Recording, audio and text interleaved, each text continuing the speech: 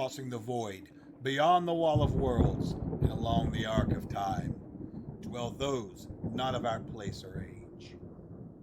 It is too easy to say that there is dark and there is light.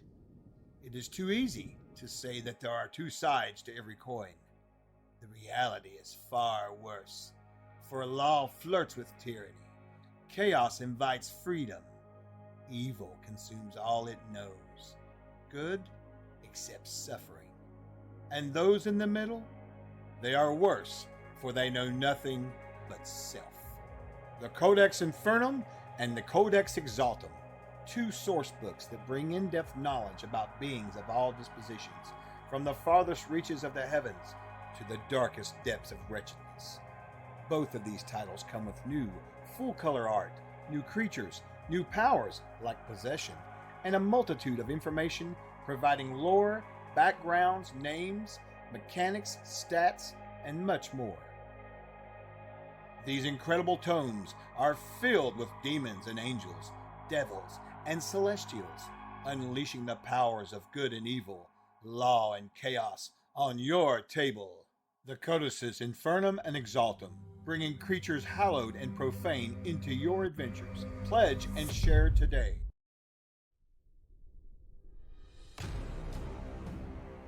Trollord Games.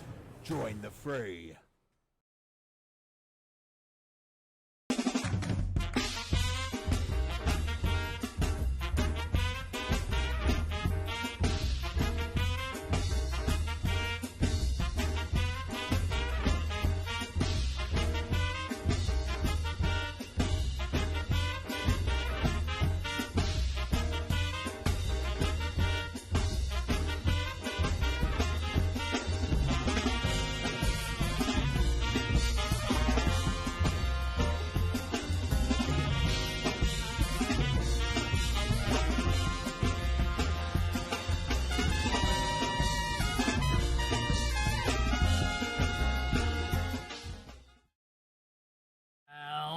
Hello wherever whenever you are, and welcome back to QuestJunkiesUK and the lovely, mystical, roundabout world of Do Not Eat the Players of One Shot Roulette. It is an absolute pleasure to have all of you folks over there in chat already. Thanks for joining us and jumping on in as we prepare ourselves for another entirely randomly generated adventure.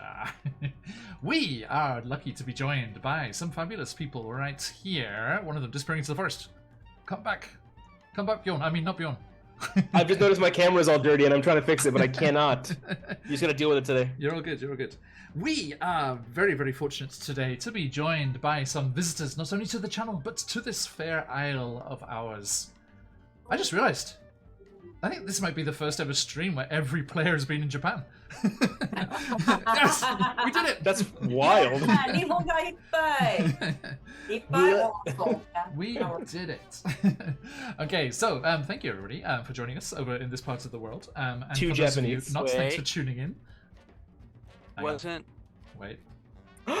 That one time that Marin was absent, Josh filled in, and it was Josh, me, and Evan, and all of us were in Japan. Also, almost the entirety of Coast of Strahd, but I'm ignoring. Yeah. And I was gonna say before, Mason was a late entry to. True. Oh, but we weren't streaming that. Yeah, that's true.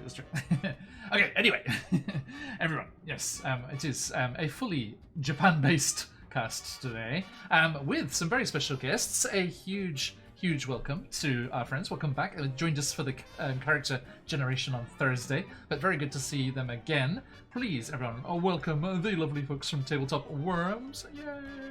Stand up. Thank you very much. It's great to be back, and thank you for having us. This is going to be great. I'm going to be dropping links in the chat. Everyone do check out the awesome stuff from Tabletop Worms, all their YouTube videos and everything going on there. All of the links are over there, so jump in and give them a follow. Very happy that we were put together and put in touch by our wonderful small board Lex from our Out of the Abyss campaign. Yeah, it's been a pleasure to meet you guys, and I'm very much looking forward to playing a game, as we are about to do. Although, what are we going to be doing? We don't know, because it's one-shot roulette. So those of you familiar with the format will know we randomly generated our characters, and they are quite the mix. I will let our players introduce who they are in just a moment. But then we'll be rolling for our location and our plot completely randomly. It's going to be quite the interesting session. It always turns up a gem. So I hope you're sitting comfortably. Have yourself a beverage of some variety, and I'm going to get ready for some fun and the randomly generated chaos that is One Shot Roulette. Of course, if you would like to support the channel by subbing or gifting us up, timely logo over in the corner there, please do consider using that, especially if you have like Amazon Prime or something. You can support the channel and spin that wheel and add even more randomness to that. Especially with some of the stats that they have, they would really like that oops all that like max 20 in something. So if you are able to consider jumping on that. Now, as we get things rolling here, a massive hello to a couple of faces you might recognize. The fabulous Shez and GM Josh, thank you for joining me. Absolute Always a pleasure. Shez just finishing up the Ravenloft campaign last Saturday and doing one-shot roulette for the first time, and on very short notice. Those of you in the Discord and things might notice that we were supposed to be playing with the fabulous Mr. Tarask, but unfortunately they have some sickness in the family and they were not able to join us. But Shez leapt into action at the last minute, very last minute, and has always down for D&D. I mean, if there's one session that you can just jump straight into without any preparation, it's this one. So. Yeah. Like, you said that the sheet was made. I was like, yeah, sure, if it's already made. Let's do it. And GM Josh here, a rare revival of the Simulacrum from its usual time in Chult, in the Chultan jungles. Good to see you as always, my friend. Always glad to be here. And without further ado, let us realize this one-shot in a little more clarity. Tabletop Worms. There are two of you. There are indeed. And we need 2 D20s. Now, before you do, hold that thought for a second. Okay, I am asking for the D20s here because we are about to find out where we are headed. Hey, thanks for the follow. And we're about to find out where we're headed and what we are doing. So, first, let us find out our location. Here are the options. Ta-da! Take a perusal there, everybody. Quite the array of locations, lots of interesting places. Papa Dragon, where are you headed? Papa Dragon's heading off to Sigil. Have yourself a good trip, Papa. Okay, so, Brittany. Yes. Give us that D20, please. Okay. Oh, I hope you get Avernus. I hope he goes straight to hell. Rolling on my physical dice set here. Yay, bouncy silicone dice. We've got a 6. A 6. Oh, interesting. We are going to the Cobalt Press setting in the Southlands, known as the City of Cats. Okay, in which case I need to switch up my music a little bit. And if you start playing the Cats musical, I will leave. I'll just straight up fucking leave, dude. It's about to get jellicle, guys. How do we roll in Roll20? You can on the side there should be some dice icon, and then you just click that dice icon and then click the type of dice you're trying to roll.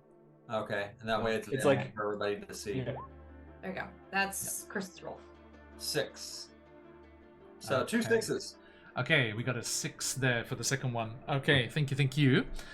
So, there we go, folks. We are headed to the City of Cats, the fabulous location from Cobalt Press, which I have played in quite a bit, so I'm quite happy that we're going there. That's a good one to have. It is located on the banks of a Nile-like river. There are pyramids of animated dead which come out into the city during the day to fulfill menial roles. It is a sense of civic duty that proceeds and continues even after the spirit has left the physical form. And the vast pyramids tower over the dusty streets and the daubed buildings that reflect the harshness of the day's sun. As the streets walked by all manner of different folks, including some of my favorites, the Subek, the crocodile folk, which are very prevalent here in the city. And who knows, perhaps you might even get a glimpse of the goddess Bastet herself, as she, in this, her holy city, on occasion graces the streets with her presence, as she walks amongst her faithful in the city of cats. So, that is where we are headed today, my friends, with Everfig the Gif, Brow the Shifter, Iklapot Sami the Mountain Dwarf, and God bless you. Ofquat Gash, our Frikeen insectoid bard. Oh, I'm a bug. But guys, you just cough up a hairball. There is a lot of sand, Papa Dragon. So yeah, the litter boxes are on standby. Do not worry. There is also an awful lot of cats, as you will hear in some of the sound sets on Sirenscape. Everyone, if you want to give them a try, you can get a free trial, and you can use our affiliate link if you want to support the channel while you're at it. And if you become a super siren, you can get all this cool stuff in your games too. Now, as we roll into things here, we have one more decision to make here. Chris? Yeah. I apologize. I said a D20, I meant a D10. All right. That's fine. I'm sorry. That is perfectly fine. Rolling again. Want to still be a 6? Silicon on our rainbow silicon dice. Lovely. We have a 5. Ooh, so close. Ooh. Okay, a 5, folks. Now, dear players, I would ask you to look away from stream for a while, All right. as I'm going to give those folks back home a little sneaky peek of what is going to be happening in today's session with our randomly generated plot for the one-shot. But you guys cannot get to see that just yet. We shall show you at the end. So, everyone, eyes off? We good? Mm-hmm. Yep. Okay, switching over. Everyone, if you would like to enjoy some of the random rolling tables and fun that comes from this little homepage that we like to use, do check out chaosgen.com. There's a link there, and you can find out all of the cool little rollers, tables, and random generators that they've got in here for your games too. Lots of fun. Now, to show complete, spur of the moment, no pre-planning, no scripting, no cheating here. I am going to shuffle this up here. You can see we have 5 links at the moment. I'm going to choose 10. See, I've clicked 10. I'm going to click generate here, so it makes a brand new batch. Boop. Should see that. There you go. That has regenerated there. Okay, and you said a 5, Chris? Yes, I rolled a 5. Okay, everyone, back home, count them with me. 1, 2, 3, 4, 5. This is it, folks. Here, we skipped the very first section because that kind of pigeonholes what you are as characters. You are not a bunch of old lizard folk. Now hold on, is it too late to do that? It's tempting. It is tempting. I'm okay being an old man. Yeah. Everyone back home, feast your eyes on that. This is what we have to deal with today. Now, if we're good, let's drop back here to these fine players. Okay, dear players, if you could just keep eyes off with the lag with Twitch there, just keep eyes off for a little while longer. Let's go around the group here. Please introduce your name, your multitude of classes, and anything else that you would like to talk about for your character, whilst I desperately think about what I have just learnt. I'll allow the queen worm to go first. Yeah, let's go around clockwise from here. So, Brittany, please. All right, so I am Efeg Esto. I am a GIF, which means I am a big ol' hippo, and I am the most blabbermouthy hippo you will ever meet. But I work hard and I make sure I get things done. I have 2 levels in Paladin, a level in Wizard, a level in Barbarian, and a level in Artificer, which means I get no subclasses. But that's okay because I'm a big ol' hippo. I don't need no dang subclasses. Oh my god. Indeed. Yeah. Indeed. So, you got fucked. I have a hippo. I will make sure I know all the gossip and also make sure I smite people if I hear something bad. Indeed. Okay. Thank you. Moving around, our other tabletop worm, Chris, please. I am Brow Ishlakul. I am a I am a Wild Hunt Shifter Druid with a level in Artificer and a Rift Hopper Sorcerer. We described it as having as being a displacer. Since Wild Hunt, I chose a fey creature of that, so he's related to a displacer beast. So I'm right at home here in the city of cats. Might have to get an apartment here if I ever wanted to get out of my pirate ship that I am trying to steal from my captain. Thank you. Very nice, very nice. GM GM Josh, if you'd be so kind. Hello, it is me, GM Josh. I am Uhash, the Tusculi? Tusculi, yes, Tusculi. Also from this Southland setting. Yes, so I'm right at home. I'm a bug person. The background is Trophy Hunter. I have 3 levels in Bards, College of the Sky to be specific, but I also am a Twilight Domain Cleric in service of Helm. I also have an extra level of Monk, just a little bit of extra spice on there. We have decided that I am a great and magnificent Trophy Hunter of flowers. I will delve to the deepest and most dangerous realms. Chult, no problem. There was once a strange flower up in an Icewind Dale that I went to find. But what has brought me here? Indeed. Is it Flowers some and rare, cats. some rare flowering cacti? Flowering.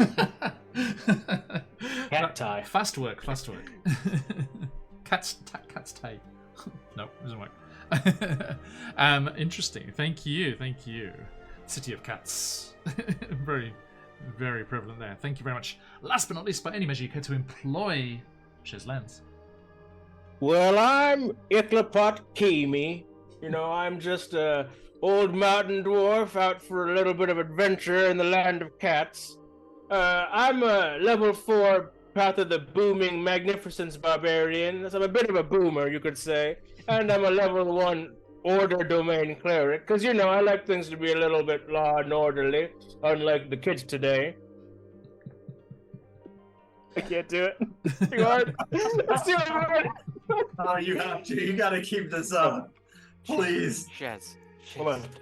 Despite my noble birth, I do not place myself above other folk, although I am hanging out with a bug, a hippo, and what the fuck that is. Ishlakul. Yeah, I'll probably never learn your names. Anyway, just don't get me mad, because I get a little loud when I get mad.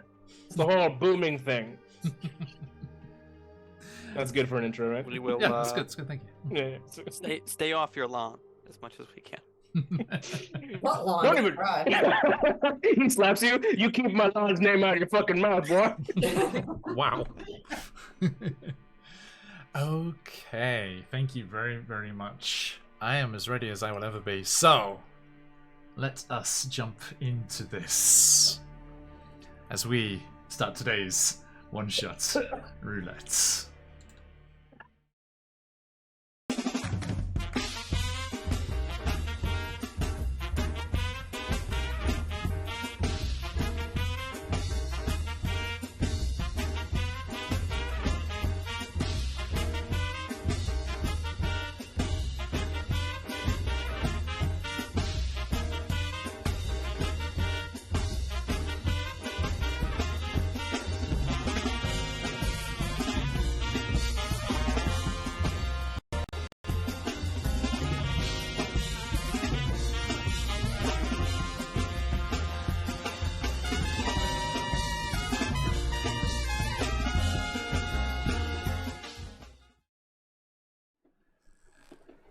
We return. Now, our scene opens here on said river, along the side of which lies the fabulous city of cats.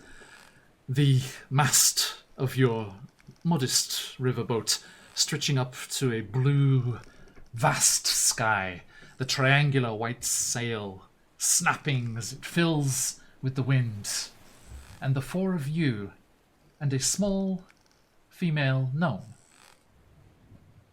are seated comfortably amongst the nets and ropes of this commandeered fishing vessel as you make your way down the river towards the fabled city of cats.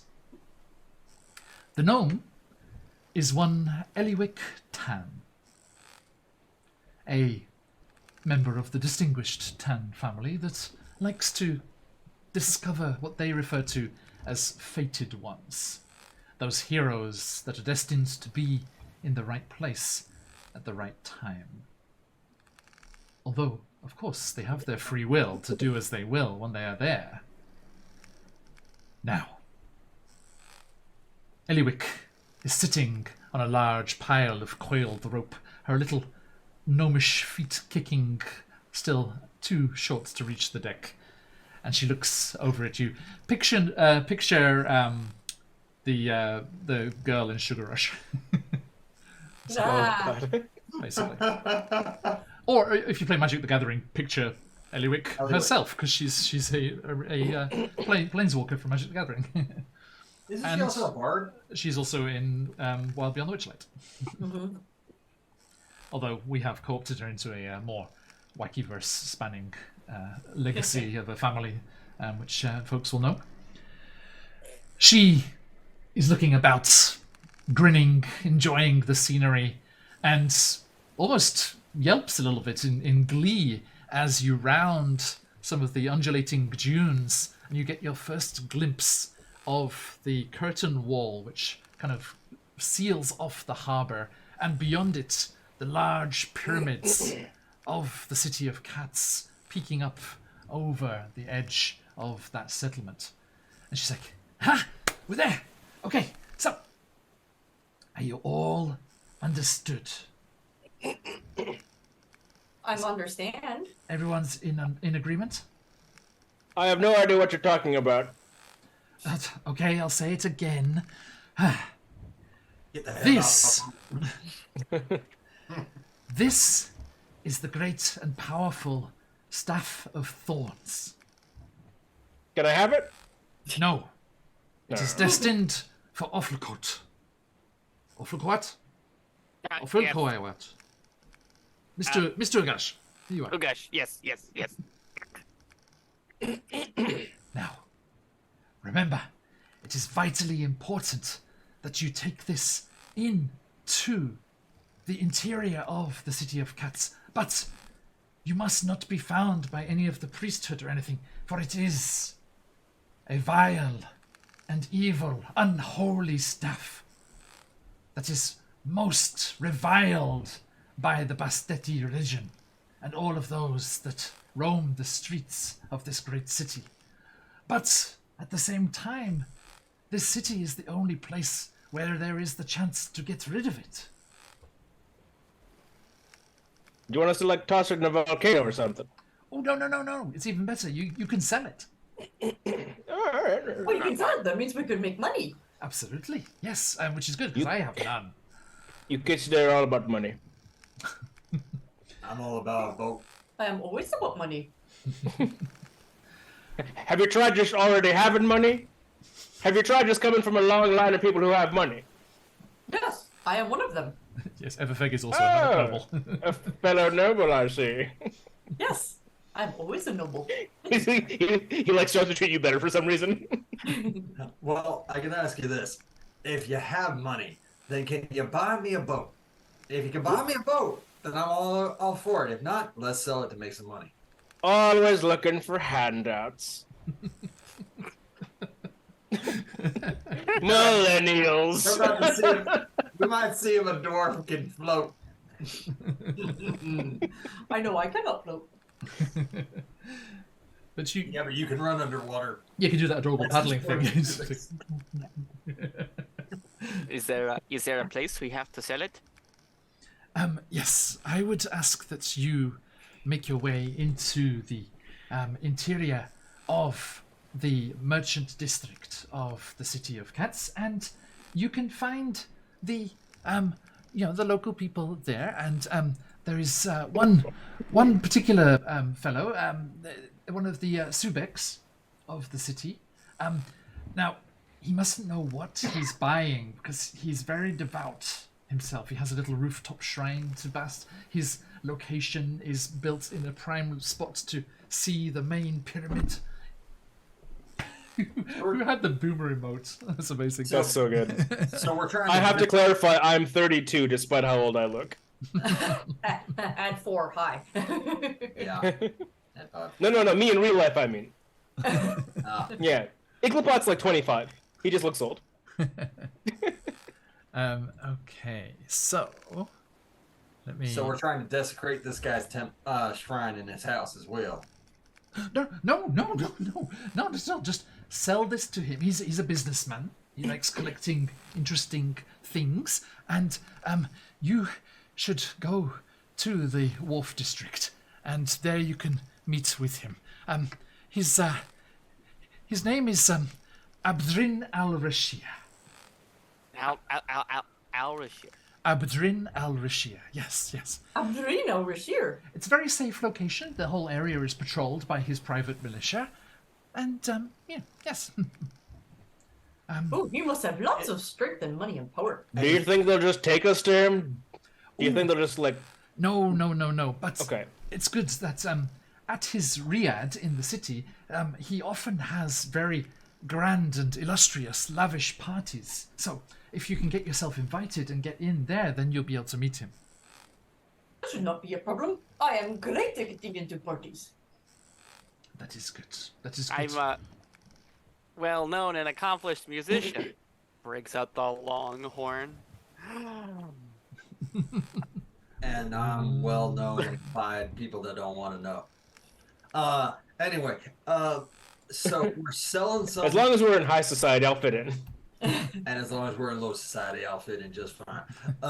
So covered. we're Good. trying to sell this thing to a guy unknowing what it is, and then we got to go meet Mr. Fancy Pants over on the Wharf District. Correct? Yes, you must meet Mr. Al-Rashir in the Wharf District and then manage to get into his party, and then you can be able to sell the item to him. Or So we're selling it to Al-Rashir once we're in the party. yes, He does not know where we are bringing it. and then do Alright. watch out for his pet tigers. They're quite hungry. Tigers mean nothing to me. I have got thick skin. I can see. So you're coming too, right, Gnome? Oh goodness, no! I'm just the quest giver. Oh my god, it's a self-aware NPC. I can see an exclamation point over her head. They're highlighted in a different color than we are. I mean, we could definitely use another set of lutes or another lyre in the chorus with our excellent musician and. I'm trying to remember what all instruments you do. Do you play again, Mr. Ughash, yes. Ughash? Yes. What other instruments do you play, Mr. Ughash? I've got the longhorn. Yes, longhorn. Yes. The yarting. Yes, well known and very powerful instrument. And of course, the best instrument of all, the war gong. Yes. Now that's a good instrument. I'm all right with that. Gong. I'm more of a vocal artist myself.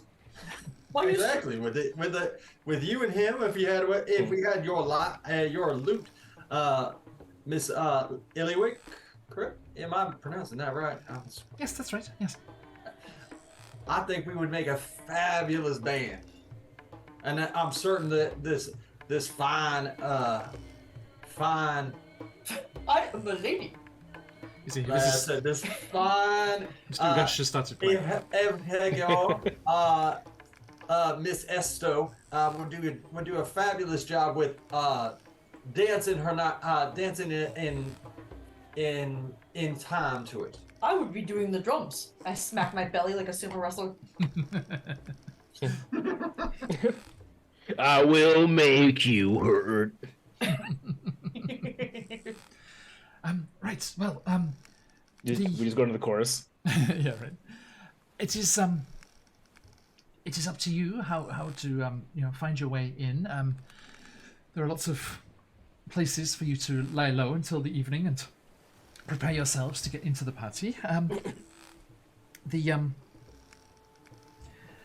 do look out for the temple guards and the especially those that are protective of the holy creatures, and please do not disturb or mess with any of the felines of the city. The residents are very, very sacred and watched over. So, by feline, do you mean they got normal cats, or like you mean like tabaxi folk? Oh, the locals are known as Bastetti. Okay. They are similar to tabaxi, yes, indeed. But there are a great deal of regular sized cats as well. Oh, it's like a Goofy and Pluto situation. Don't kick the cats, Mr. Dwarf. It's quite against. It's a taboo here. I tend not to kick things that are approximately half my size. Cheers. I know it's in character, but can you back off the mic a little bit? It's really Oh, loud. sorry. Sorry. literally booming. Literally. My bad. Yeah. It's all good. Okay. So, the small vessel sails around, and through you see these giant carved cats sitting, rising up out of the waters with a curtain wall between the majority of them, but then a gap for vessels to sail in and out of. And you make your way into the harbour and see the sprawl of the city of cats in front of you. The buildings rising up away from the waterfront, walkways mazed this way and that, awnings in colourful cloths and fabrics fluttering in the breeze coming off the desert. Even here, with the very fairly vibrant sounds of the docks and the markets, you can also hear a strange, susurrating, almost gentle roar behind everything, which isn't conversation of large numbers of people or anything like that. And I think Mr. Ugash here, of Quat, being a Southlands resident yourself, you would know this must be the famed river of sand that flows through the city here. This must be the famed river of sand that flows through the city here. I remember this bit. It does not look like sand. He hasn't stopped, Chiz. He hasn't stopped. We ain't over there yet. And it never Oh. will. Well, that sounds like a lot of fun to get in the sand. And you... I don't like sand. It's kind of coarse and gets everywhere. Oh, hell yeah, It's brother. good to see the traditions are alive. we played a whole part of the Ravenloft campaign in the desert realm of Harakir, and once a session it was set. One session. Faithfully all the way through. You pull up to the docks there and are helped off if needed, or jump off onto the wooden docks there, and the smells and the sounds of the city wash over you as you make your way into the city of Cats proper. You can see the monument district and the palace district up on its high raised plateau, looking down over the rest of the city. Its massive ramped walkway leading up to those hallowed halls and temples of the upper classes of the city of Cats here. And you find yourselves, very prepared, you find yourselves coming through this hubble and bubble here in the docks. Now, if memory serves, I need to grab the PDF. I do think we have some tables for some random street food that you can get your hands on. should you be interested? I love food. I'll have a butabara. Food is I'll have a amazing, butabara and some gyoza. especially human food. Human food is the best. Let me Like find- flowers. My cat's flowering. I also have flowering. What's up with that? It was popular. I'll use my druid craft and be like, well, if you're wanting flowers, I mean, I'll make you some flowers with.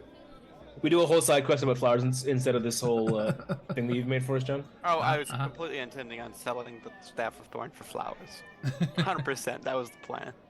I take my mission and I use it to pluck your flowers. Now hold on. With money, you can get lots of flowers. You immediately I can cut out the middleman and just buy flowers. you immediately lose the plot and just head off in random directions looking for food. Would each of you roll me a d10? Yes. Yeah, boy. A 4. Listen, he won't have as much money as he will have flowers. All right, and I'm gonna try this on this one real quick, and we'll see if it works. It's not letting me. It's not letting me. I'm gonna roll mine by hand, and mine's a 9. I also got a 9. Okay. What the? Can you stop copying me, No. Mine's a 5. A 5 and off-quite was a 4. Miss Esto? I am finding you to be intolerable in how you seem to copy everything I seem to be doing. Everfeg and Brow accidentally and completely coincidentally head off in exactly the same direction and find themselves coming at the same stall from different directions. So you said you both got a 9. 9, wasn't it? Yes. Okay. So the two of you find yourself at a Saf al Mishkam stall, which is yogurt served with dates and fried fish. Oh, Actually, that sounds delicious. I'm going Is that is that a real food in the world, or did you randomly generate that food? There is a list of food in the City of Cats PDF that I have. That's so funny. It could also be real. I'm not sure. I'm Papa envisioning Dragon. like the mint yogurt in Indian food Oh. over like a nice fried non-battered fish, and that just sounds absolutely delicious. Mhm. Uh, Papa Dragon rolled a 2, so Papa Dragon, you're getting fasan, which is prickly pears cooked with sheep or camel parts and stewed in honey. Could go either way, honestly. might I say, with this thing that is called the bad reputation of from being a pirate, I just foresee like I have probably like a mark or something on my face. That's the reason I have this. Gotcha. I'm going to pull this down and just be like, And they recognize it as like one from the river pirates in the region. They're just like, it's on the house. Just oh no! I greatly appreciate the food, but we do not need it on the house. I appreciate your understanding though. I am looking for. Forgive me, Miss Esther. What was the name of this man that we're looking for? Oh, he would an Elrish shear. Alrashir. Alrashir. We'll Do translate you it. happen to know where he might be during the daytime? I hear he's supposed to be having a party or something soon, and I would greatly appreciate any information you might know. It would be Abdrin? incredibly valuable. Abdrin al-Rashia. He is the owner of this district. I know. I'm trying to. I was hoping that I might be able to have a meeting or have words with him, so that we might then thusly go and I would like to meet the man. Yes, I in much less words. I would not be able to do any such thing. I'm sorry. Please do not bring your hordes down from the river. But No. That is okay. Oh, we're here for business. Here's a coin for your trouble. I'm gonna hand them a gold coin just to be like, thank you so much for your shakingly understanding. takes. Thank you. Bastet's blessing. God's blessings be upon you. I also give them a gold coin and go, may you be well and happy, just like I am going to be with your food. Yes, finest in all the Wolf District. I would have no idea or any way to introduce you to such lofty circles, but perhaps if you met with an associate of Mr. Al-Rashir's? Associates will work. Oh, that sounds great. Do you happen to know anybody I might be able to get in touch with? I would greatly appreciate any information that you give. You need to go to the archive of Cat Place. Our associates, so one of his associates would be the Archive of Catholics. The archive of Cat Place. It is a bookshop. It sells archaic and fascinating tomes, and he is a good friend of Mr. Al-Rashir. He is gear-forged. You cannot miss him. Gearforged. All right. I have not seen one of them in a long while. He is a fascinating person. Yes. Truthful is his name. Truthful Cat Place. He owns the bookstore and will no doubt be attending Mr. Al-Rashir's function himself. All right. Well, I greatly appreciate that. How much do we owe you for the fish? The coins are already many times too much. Well, I greatly appreciate all of your information. It's been very helpful for me and my associates. You have many blessings upon you. Many of blessing upon you. and to you also. And I take about like a few of them, like, as long as the gold pays for this, I shall eat them, and just walk away. Yeah, it's like as soon as you get a few paces away, he just packs up the stall and leaves. He's like made about like a week's money in like 5 minutes. Iklapot, Simi. Go Hello. stomping over with your privilege. It's not I have sorry. a thing called position of privilege. I was just know. about to like I know. text you as well. Oh no, I know your stuff very well. Don't worry. Okay, this. You got a 4, didn't you? I got a 5. 5. Sorry, you got the 5. Okay. You find a stall that sells coz. Coz is a very stodgy olive bread. Hey, how's it going there? Good day. Thank you. Well, thank you for your custom. Now, what's with this olive bread here? How much is it, and what's in it? It is 2 coin. It is made from olives from around the banks of the river. It is fresh and locally sourced.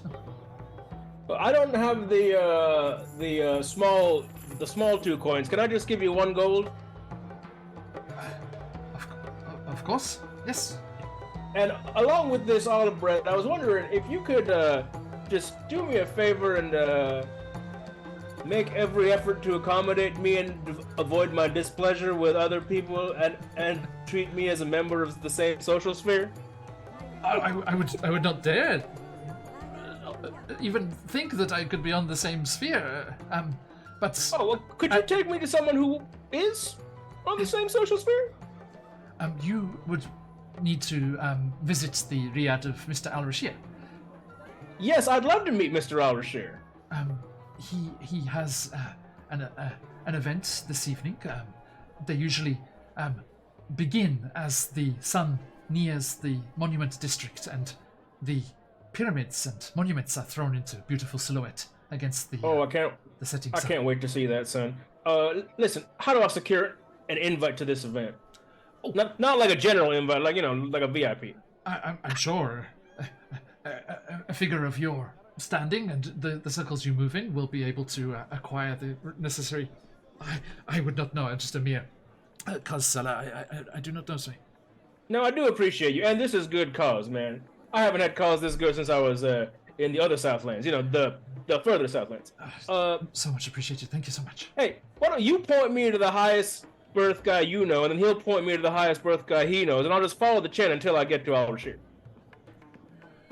The highest person I know. Yes. Well, I suppose. There is the slaughterhouse. It is owned by the Al-Rashir family. And people of great nobility and high birth hang out at the slaughterhouse? The most noble I know, kobolds and gnolls. Oh. Okay.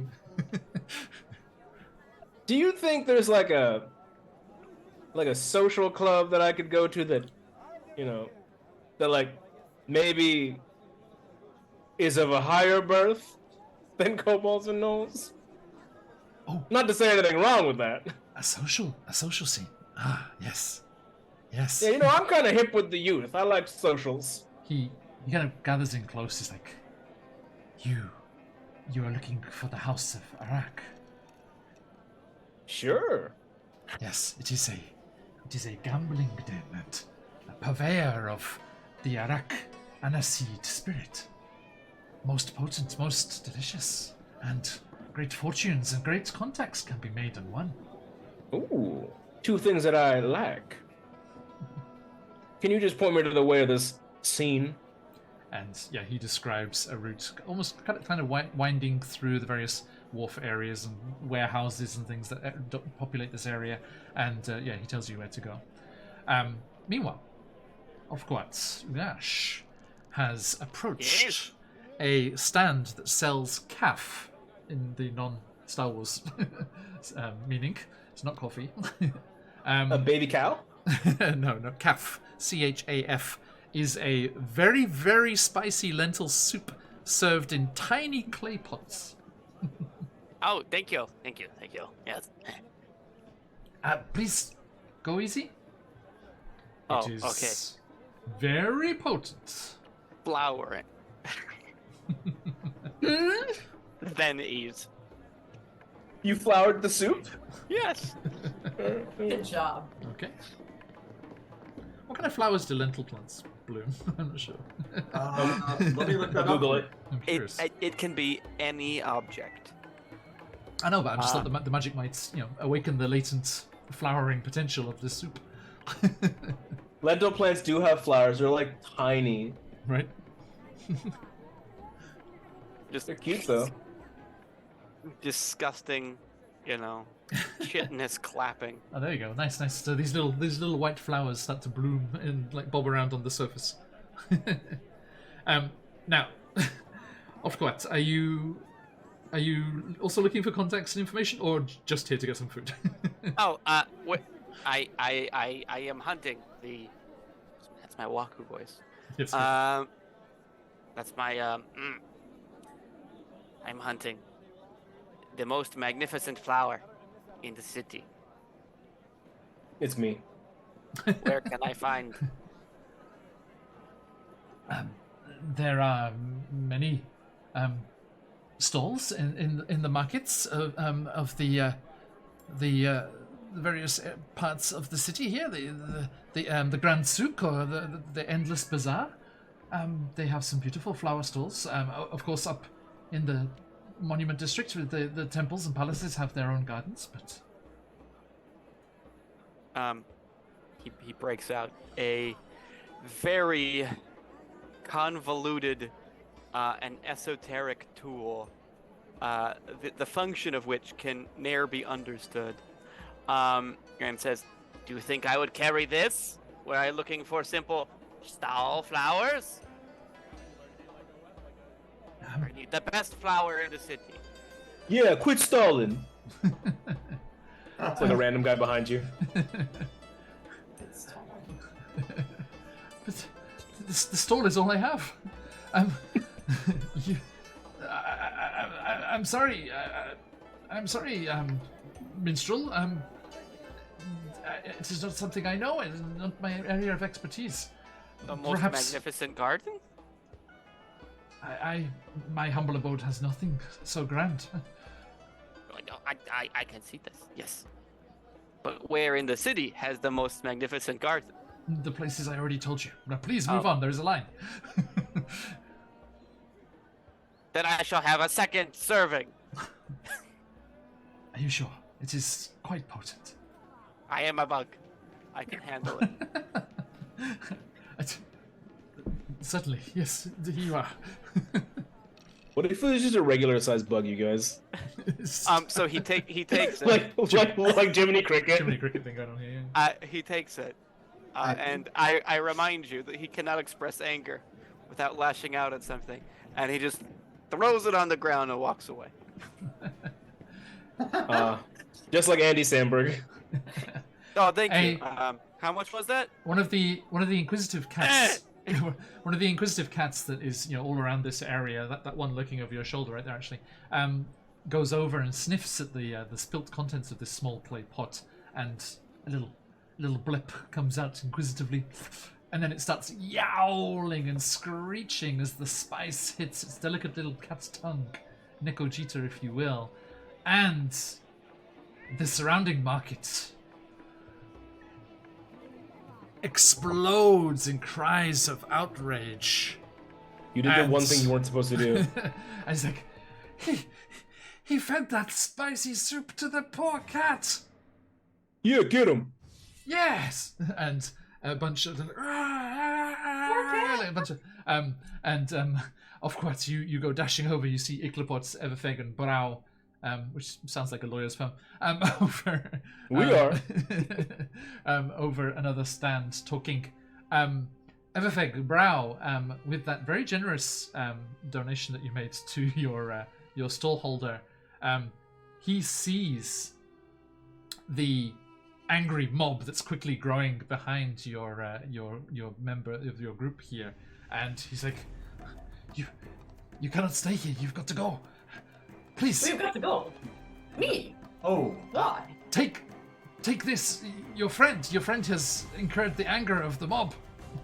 Oh, And you Well, just this is see the bad you see Vietnam. Awful Coach just like skittering along, and just this mob of people behind. He's like, blasphemers! I'm gonna grab it. I'm gonna grab him and just be like, blessings of bass be upon you, you nice folks. Y'all have a great day now. And then I'm just gonna walk off without even looking at them. Well, the stallholder, bro. The stallholder's like he reaches and like behind the stall, like behind a wall in the shade from the sun. Whoa. There is a leather tassel coming down, and he grabs it and he pulls out this very grumpy but quizzical-looking, scowling camel, and he's like, "Jeffrey, these people need your help. Come back once you've delivered them to Truthful Cat Place's shop." And the camel raises an eyebrow, turns, spits. "Well, I can certainly do that, yes. I'm just not quite sure why." It's like, "Look, the mob! The mob will tear them to pieces." "Oh, I don't like violence. Everyone, please." And he kind of does that, the camel thing where he kind of drops down. okay. I will go. I don't want to get violent either. Come on, let's go. I don't think you would fit on that camel. I don't care. I'm going to try.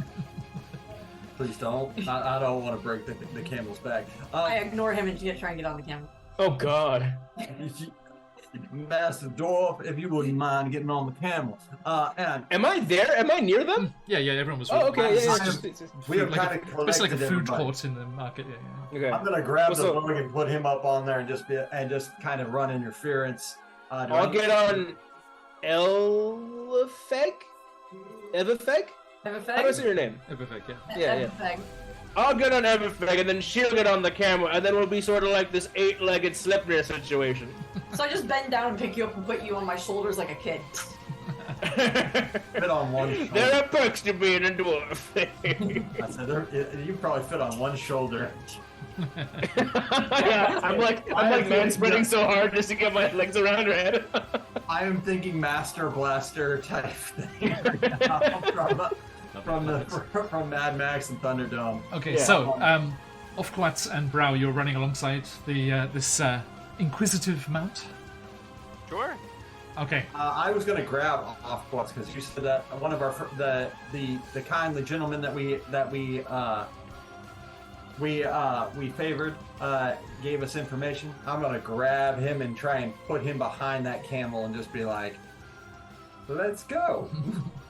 okay. So we are about to jump into I'm the not fabulous. being rude. I'm gonna try and grab and be like, I cannot remember your name, your character's name. I apologize. Offquat? No, Oh, bug boy. is it off quad? Yeah, it's Offquat, up- yeah. Awful Quat? Awful coatl. Yeah. Your last name Oh. is Quat, right? No. Wassel? Okay. No, his last name's Ugash.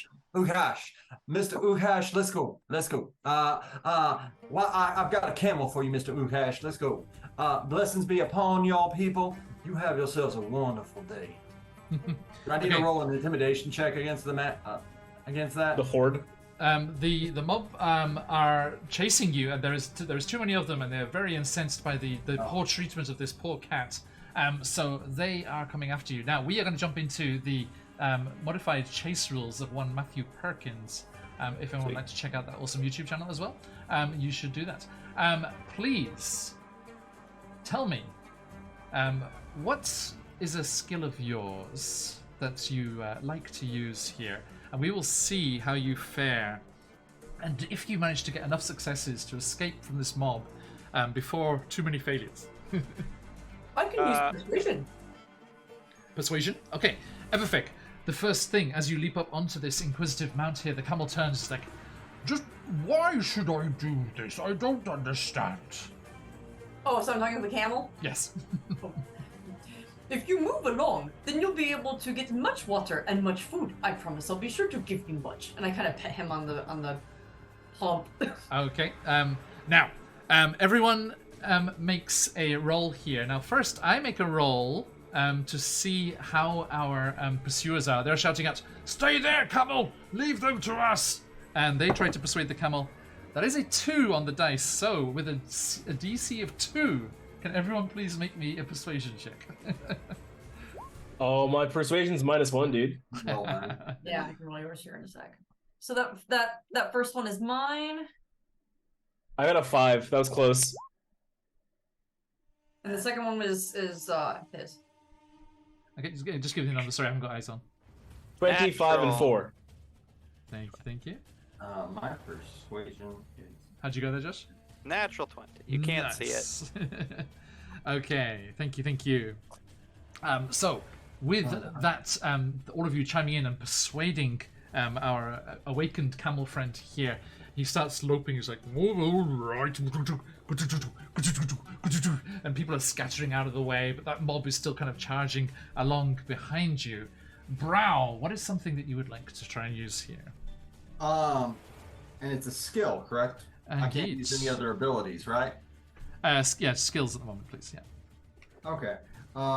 What I would like to do is I would like to use my perception to figure out the best way to get it to potentially break a line of sight with them. So I have a +8 in my perception. Okay, and I'm going to roll perception for the following mob to set the DC here and see how they are at keeping eyes on you as you're trying to break from their line of view. That is a 9. Okay, I'm going to use our silicone rainbow dice. Lovely. That is a 16 plus 8, so that's going to be a 24. You're good. Everfeg, how about yourself? Damn, dude. Everfeg, you too? Iklapop, as well? Everyone makes a check every time. Oh, It's a 19. I'll do a perception check. Team okay. efforts. Yeah, team effort. Effect. If you would like to roll.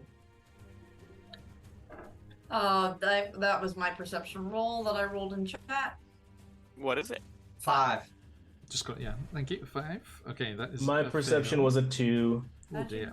5 versus the 18. Now look, I'm tired of perceiving. I'm old as fuck. Oh, It always rolls twice on roll 20, and the one on the left is the normal one. If you have advantage, you use both. Or So she got 18 I then. got an 18. oh, so she got an 18. Okay, cool. Using that information, I'd like to sneak away as they're chasing me primarily. Okay, Iklapot, you didn't see the need to be looking off and looking for this. You know, you're sure the others would do that for you, which is why you failed that one, I'm afraid. I have a gambling hall to go to. Exactly. Ofquat is trying to sneak away and thus kind of bring some of the heat off the chase here. So May I hand him a stone that I picked up?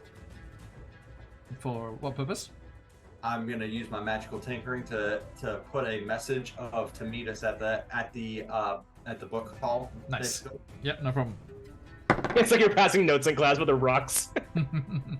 Now, Ofquat, you did commit the most heinous crime of messing with the cats. I got a nat 20. That I cast mob guidance on him. check there. Oh dear.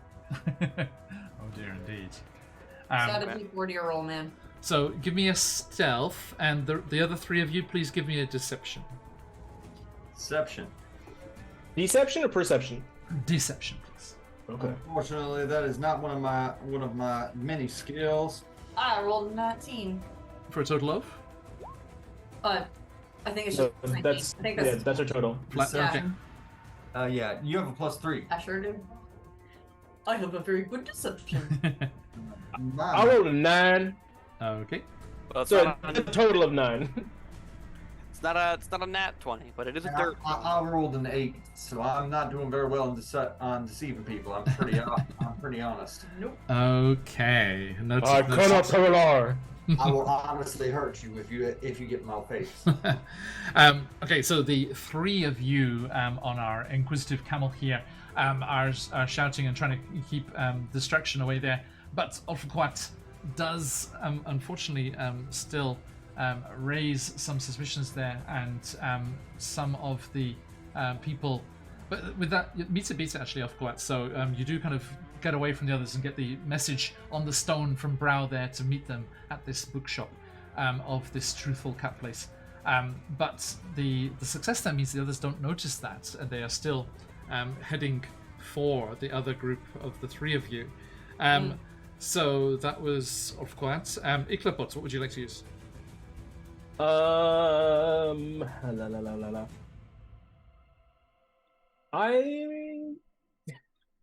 Sorry, what am I trying to do exactly? We're on this camel and I'm trying to use a skill to assist our escape. As you're escaping here, something is happening as you're going through the streets of the city here. So, can I roll either survival or nature, just to maybe help me guide the camel? Like, it's like, so we can, I don't know, maybe survival, if I could kind of finesse that into, okay, survival or history, finesse that into knowledge about the town, just so to know about like side streets that people might not know about?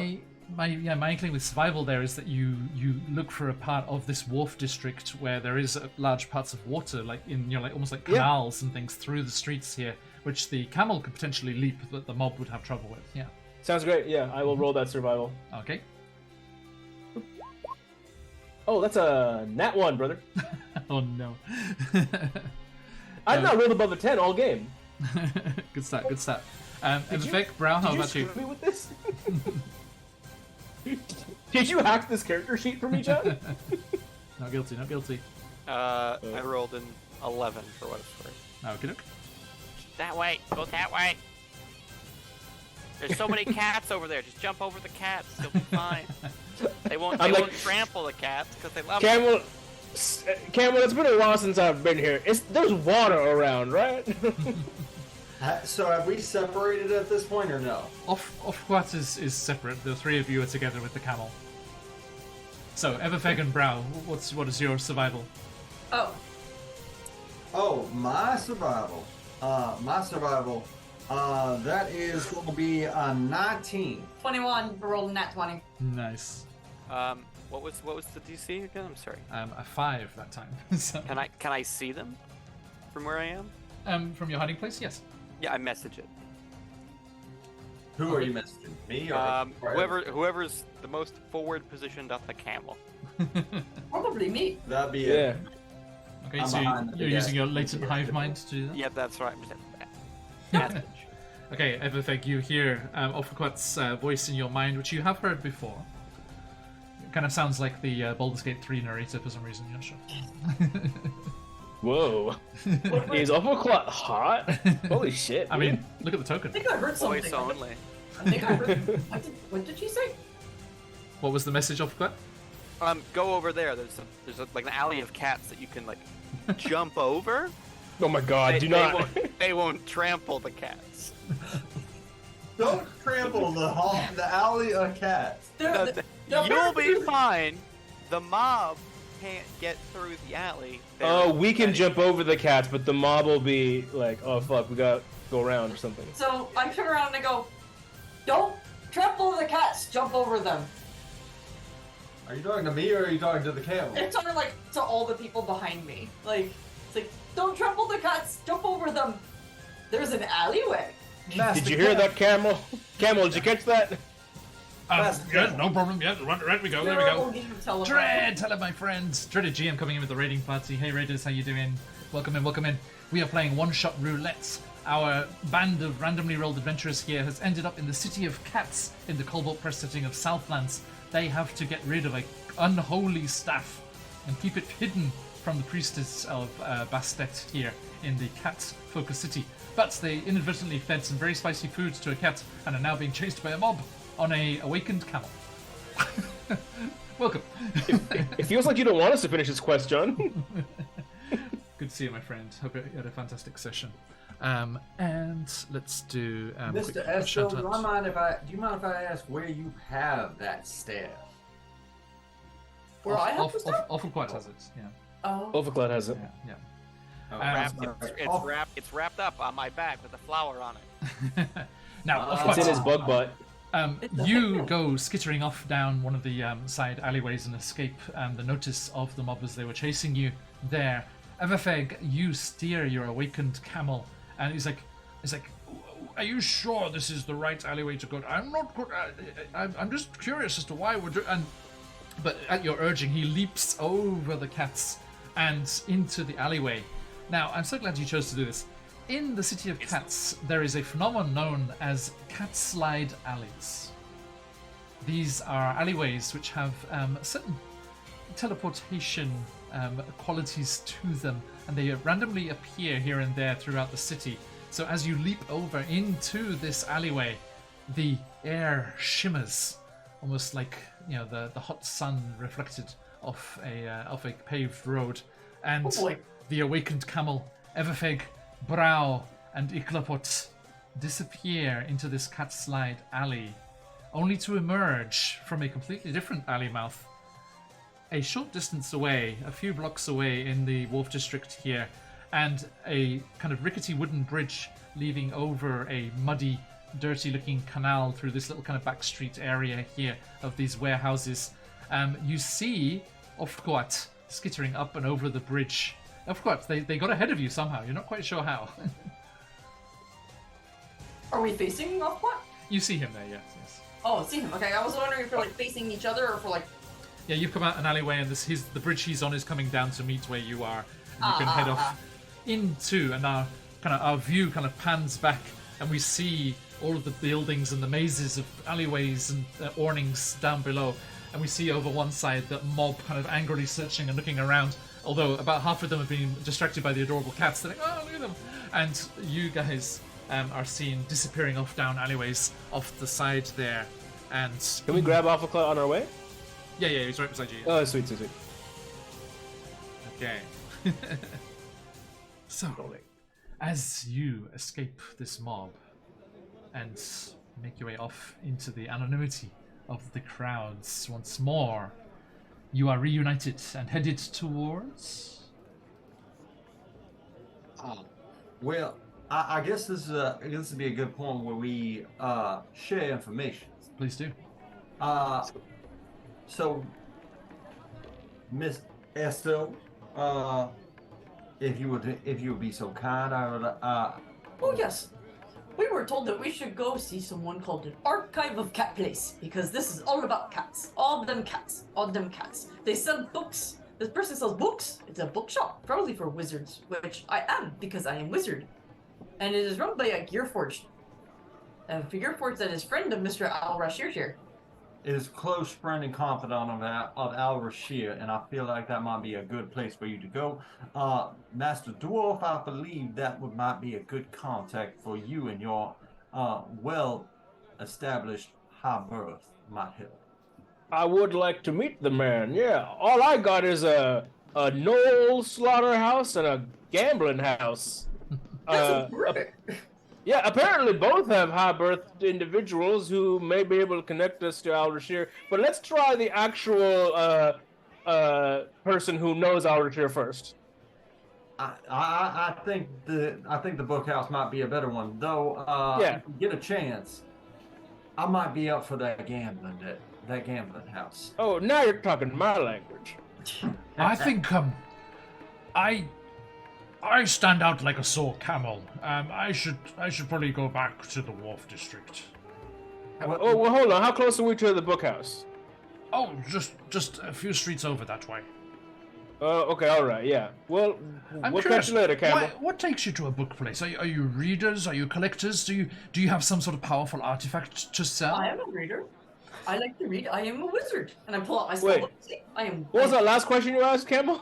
Do you have some sort of powerful artifact to sell? What does that have to do with a book place? Oh, Truthful Cat Place is a very interesting gear forged. Fascinating, really. I'm very interested to ask questions and find out as much about her as I can. He often goes off on acquisition runs for Mr. Al-Rashir and brings back artifacts and interesting things. Oh, like he'll say stuff like this belongs in a museum when it actually belongs to the people that made it. So he's a purveyor of fine goods, of fine ancient goods. His store has lots of many fascinating books, interesting reads. I met this horse once called Maxine. We shared a great love of interests of all sorts of things. I love to read. But Truthful Cat Place would be able to broker some sort of deal with Mr. Al-Rashid. Yes. That's good to know. I mainly just want to meet the man, Gearforged. The man. Sure. The thing sounds very interesting. Was it Mr. or Mrs. Ukhash? What is your opinions on this? Did you manage to get anything of interest? Look, should we just declare our pronouns now? I am a Mister. If you would be so kind. I'm a member of the patriarchy. Yes, I guess that if you want to be so bold, though, not in the best of sense. No, I'm a patriarch. I have a kid somewhere. I'm fortunate that I do not. But Estigo, would you give up your pronouns? Oh, of course I'm a woman. Look at me. Look at my beautiful body. And I keep smacking my belly. What wouldn't you of me? You can't tell? Have you seen those curves, brother? I do not presume anyone's individual pronouns. In my business, it is you choose what you want to be. I don't really care too much about anything else except your abilities. I personally am struggling to play a character who's a boomer because it's like I feel like I should say more toxic stuff as a boomer.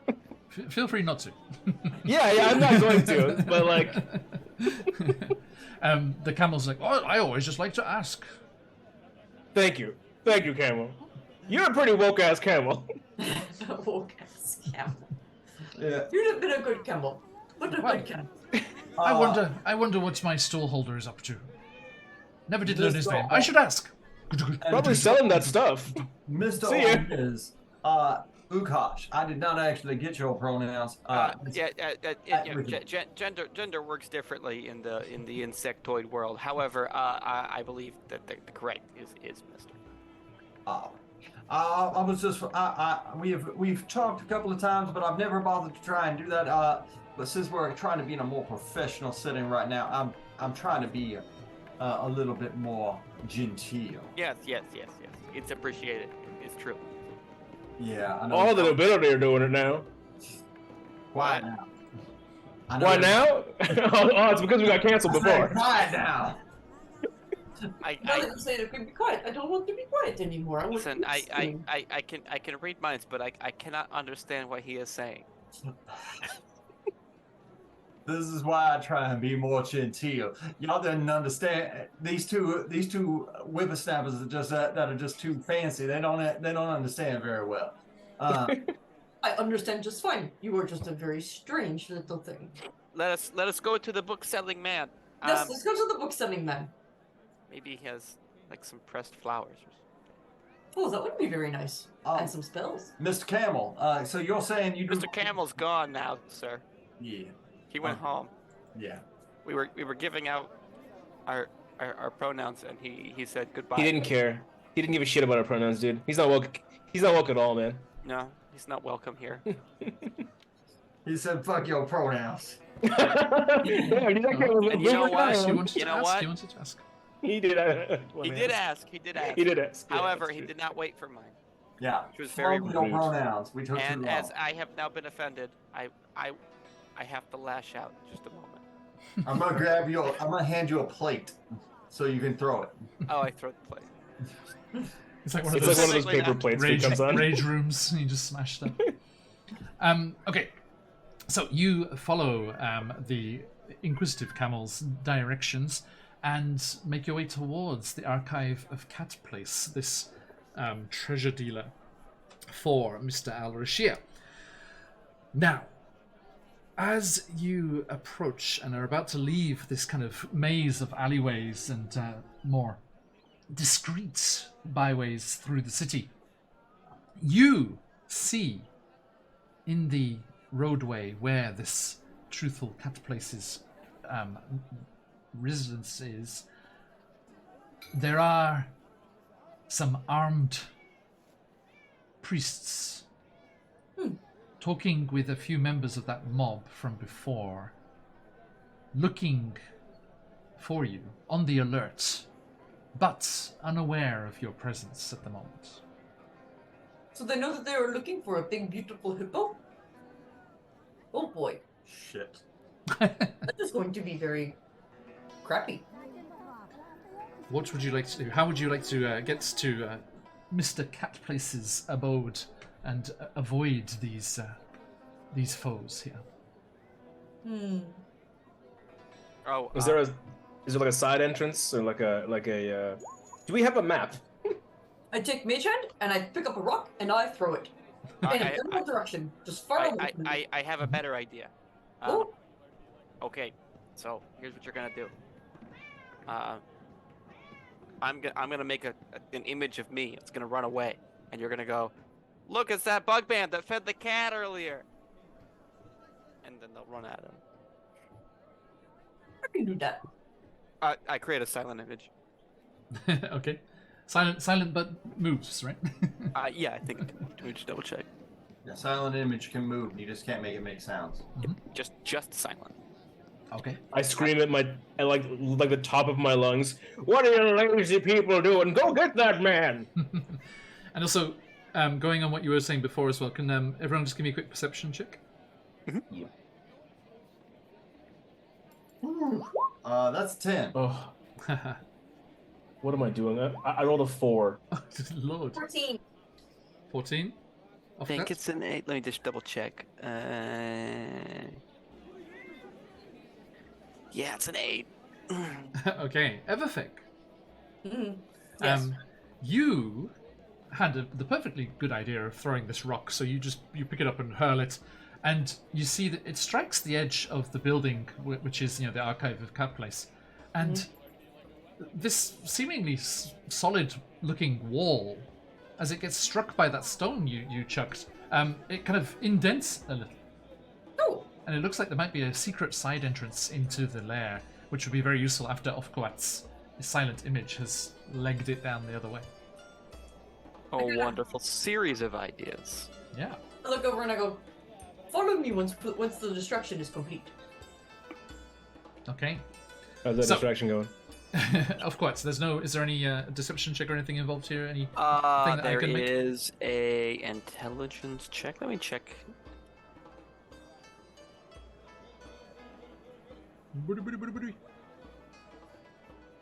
believe it's John, not. you could just say it works. I mean, like you're like the DM or whatever. I'm just curious.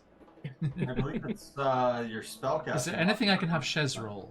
Because he's A rolling so creature badly. that uses its action to examine the image can make a investigation intelligence check, but you Okay, need to but then use an he's- action to investigate. And they need to catch it first as well. Okay, so off Iclipot once more. What are you shouting as this image goes hurtling off? I make sure that it's very obvious that I'm a noble, and it would be a great displeasure to me if that heinous act went unpunished. Uh-huh. It's the bug man that fed the spicy food to the cat. Go get him. Give me a He's a perform- great displeasure to me. Give me a performance check with advantage Oh, thank you. for your privilege. Oh wow, that's a 12. Okay, that's good. That's With above advantage? above average. Yeah, the other roll was a Oh, yeah, 1. no kidding. His charisma is really bad. Get rid of your dice. Okay, so I'm not using dice. Get rid of your computer. burn it all. Iclipot, okay, you shout that, and your position of privilege that is in with you as your noble is entitled to. You are able to convince this crowd, these priests and these mobsters here. And then they go chasing off after Ofliquat's image. There he is, get him! And they go running off. Everfeg, you quickly. I was got this great image of this stealthy hippo just like. boom, boom, boom. It's that scene from Kung Fu Panda where he's just like hiding behind things that are way too thin. Yes. You lead the others to the spot that you saw on the edge of the Truthful Cat Places building, and leaning against it with your ample frame. Yes, Chris plays the part of the door. Thank you, Chris. You open up a secret door, and it does open into the cooler interior of the shop of Get inside, Truthful get inside Cat so we can shut this dang door. I get inside so we can shut that dang door. The Same. Girl, same. the cooler air inside is much appreciated, and you find yourself in an area of the shop separated from the front part of the house by wickerwork screens here. There are piles of books everywhere stacked around you. It is a cramped house full of books, tomes, maps, scrolls, tablets, and you see an old, battered Gearforged with 4 arms, with one of them crooked with a big bundle of scrolls underneath it, another one carrying a hefty tome, and another one again with another tome but open, and he's kind of reading as he's moving and like bumping into things. He knocks over a pile of books. He's like, must sort that out later. Hello? If I might, Mr. Cat, please. Blessings. A design, blessings of yes. that be upon you. We are looking. We are here to on a interesting mission. I have a number of nobles with me that we're quite interested in meeting with Mr. Al-Rashir for his party this evening. We were told this might be a nice a way to get in touch with you. My apologies if you were not expecting us. Is Mr. Catplace also a noble? No, it's just an inquisitive researcher here Okay. in the city. Because I was about to give him the handshake that only like nobles know. Oh, that The one, handshake, yes. the handshake that know I one. also know. Yeah, exactly. Yep, of course. Oh, you know It's what? We do the handshake in front of him so he knows that we're nobles. This is oh shit.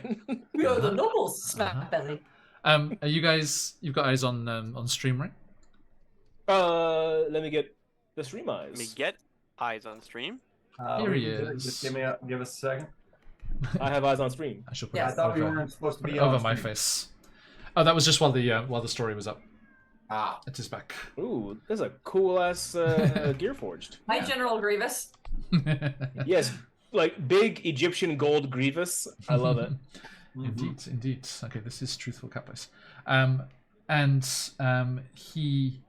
He's like, this is a place of business. You are not out of place. Now I like business. You do business. You could set up sales and stuff for if we happen to have something that we'd like to sell to Mr. Al-Rashir at his party, or maybe like midway through the party after the festivities are chilling down. I kind of poke him while they're having this conversation and go, "Hey, can you show me towards where like spells would be?" apologies for my my very forward hippo friend. She is wanting to find if you happen to have any spells that might be for sale. We have a very important artifact that is specifically for Mr. Al-Rashir's eyes. It is a staff of great power. I shall appraise it, and if it is worthwhile, I could make an introduction. Yes. Hey, just a real quick question. How do you feel about the gods? This is a sacred city to bust. Yeah, but are you going every Sunday? I appreciate and pay my observances to the various pantheons. Okay, because I'm not saying this is this may not be a Bast artifact. Does Mr. Al-Rashir only collect Bast artifacts? No, but an artifact is of interest if it is of interest. It does not matter its origin. It's pretty interesting, gotta say. Yeah, Yes. Yeah, I just see. walk off while you guys are talking, trying to find things. Have a Oh, look she around will here. pay for a spell later. Like, don't worry, we're good for it. And I like, I do like that like real sly handshake where like you hand them like a dollar bill. That's like the thing that nobles do to non-nobles. Might I see the item? He just doesn't take the money. Does someone who has a good insight check want to do that for me? Because I can't do it. As much as you can read a robot, I would like to roll an insight check. Please do. Because I don't want to show this item that is, considered abhorrent to the rest of the group. Anyway. You have a +8. Oh, sorry about that. Plus that's 8 to 19. insight? Jesus Christ. I roll. The one stat I rolled good in was wisdom, and I rolled up. I have a 20 in wisdom. Nice. And Yeah, I dude. rolled a 19 naturally, Nice. not including the +8 for 27. He is very He's gonna fuck us. he's very intrigued, very very curious, and genuinely wants to know if it's worth bothering Mr. Al-Rashir about. Alright. Mr. Uhash, if you be so kind. Okay. Takes it off his bag. Mhm. Unwraps it. I would let Mr. Uhash tell you about this item. I'm gonna try and contain my lovely yet large and brutish friend. Oh, what did you want me to do? No.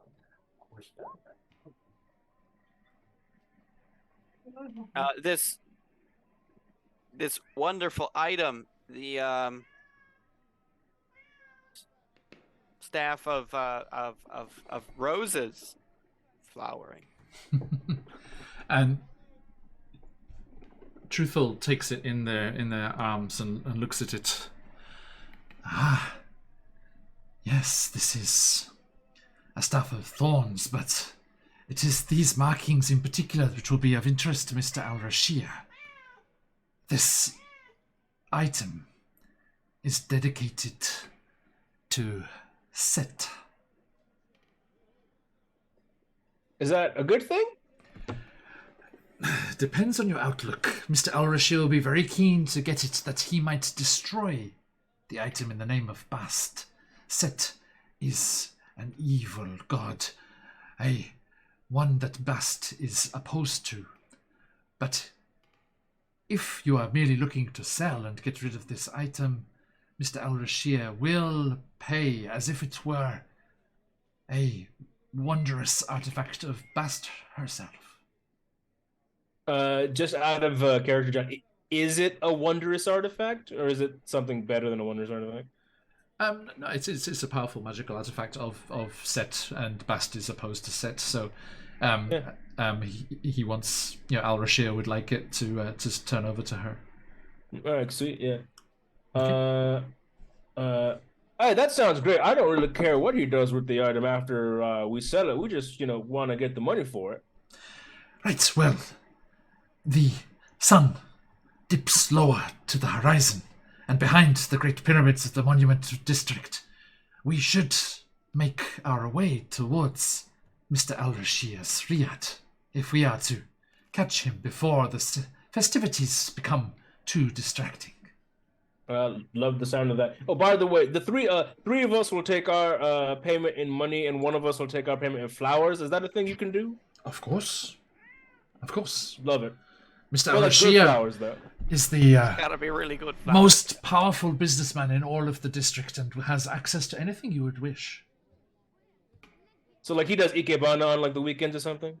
I am not aware walk- of. I walk must- back and I go, anything we wish? I wonder if we have a book about that. Yes. What is it you seek, Ooh. Mistress Gif? Why did your friend I call like you a the sound hippo? of that. I will do anything to make sure that me and my alliance with my future partner will be nice and strong. Maybe he can help me with that. Certainly. Yes. Perhaps you would like to go to the perfume district. They have all sorts of potions and elixirs that could facilitate anything you're looking for. Anything to help me look nicer and better is always a good thing. Oh, I barely think that possible.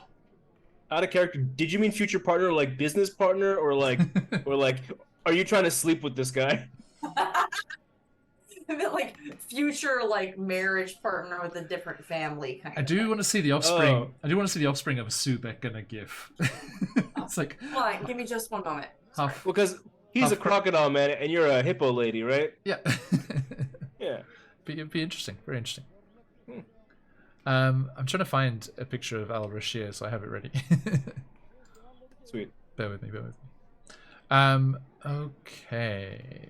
Is he gonna take us straight to the party? I guess. He will lead you there. Yeah. Sweet. Okay.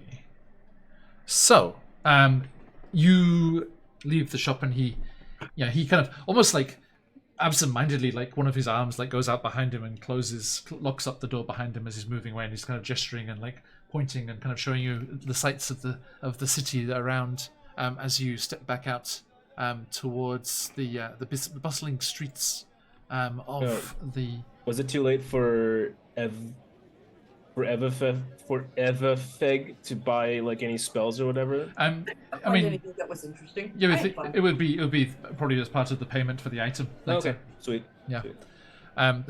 We're in a one shot. We're not doing shopping. Right, yeah. I keep forgetting. It's like we don't need other things right now.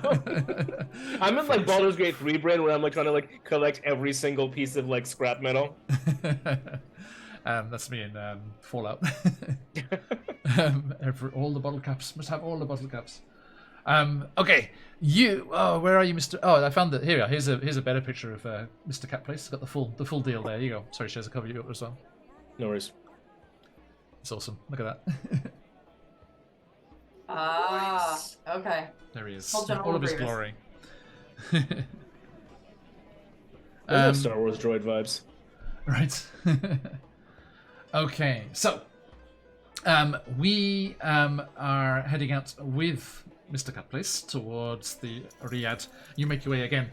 You see, as you leave away from the warehouses and the dock fronts towards the more genteel bazaars and the great souk and everyone on the interior here, you see tea houses and lots of stalls selling all sorts of delightfully scented spices and goods from around the Southlands. And you see that Truthful is leading you towards this large Riyadh complex, and there are Subek guards on the door, but Cutplace being at your side, they just stand aside into attention as he leads you in. You go in through the square doorway and find yourself in a beautiful gardened courtyard. Of course, there are some lovely flowers here. All sorts of blooms, delicate, small desert blooms, and large tropical flowers as well. And Control yourself, brother. But I'm so hungry. Just think of all the flowers you'll get after the deal is done. Those lovely. I shall eat these flowers. And you make your way in, and you can see that preparations are here. The event hasn't started just yet, but you can see that preparations are underway, and there are staff moving around and preparing large tables groaning under the food that's on them. Lots of dates and various spiced rices, a whole honey glazed camel, and probably not your friend from before. It's all good. And you see that Truthful leads you through these preparations and the lanterns being lit as the sun starts to dip down towards the edge of the city, and you go up a ramp towards a terrace, a rooftop terrace, which, as promised, does seem to have a small shrine to Bast. And as you rise up and come over the edge of the steps, you see this glorious view in front of you across the city towards the main Temple of Bast up on the top of the plateau in front of you, and the sun sinking down, almost going perfectly between some of the monoliths and domes of these various buildings up there, these monuments to the glory of Bast.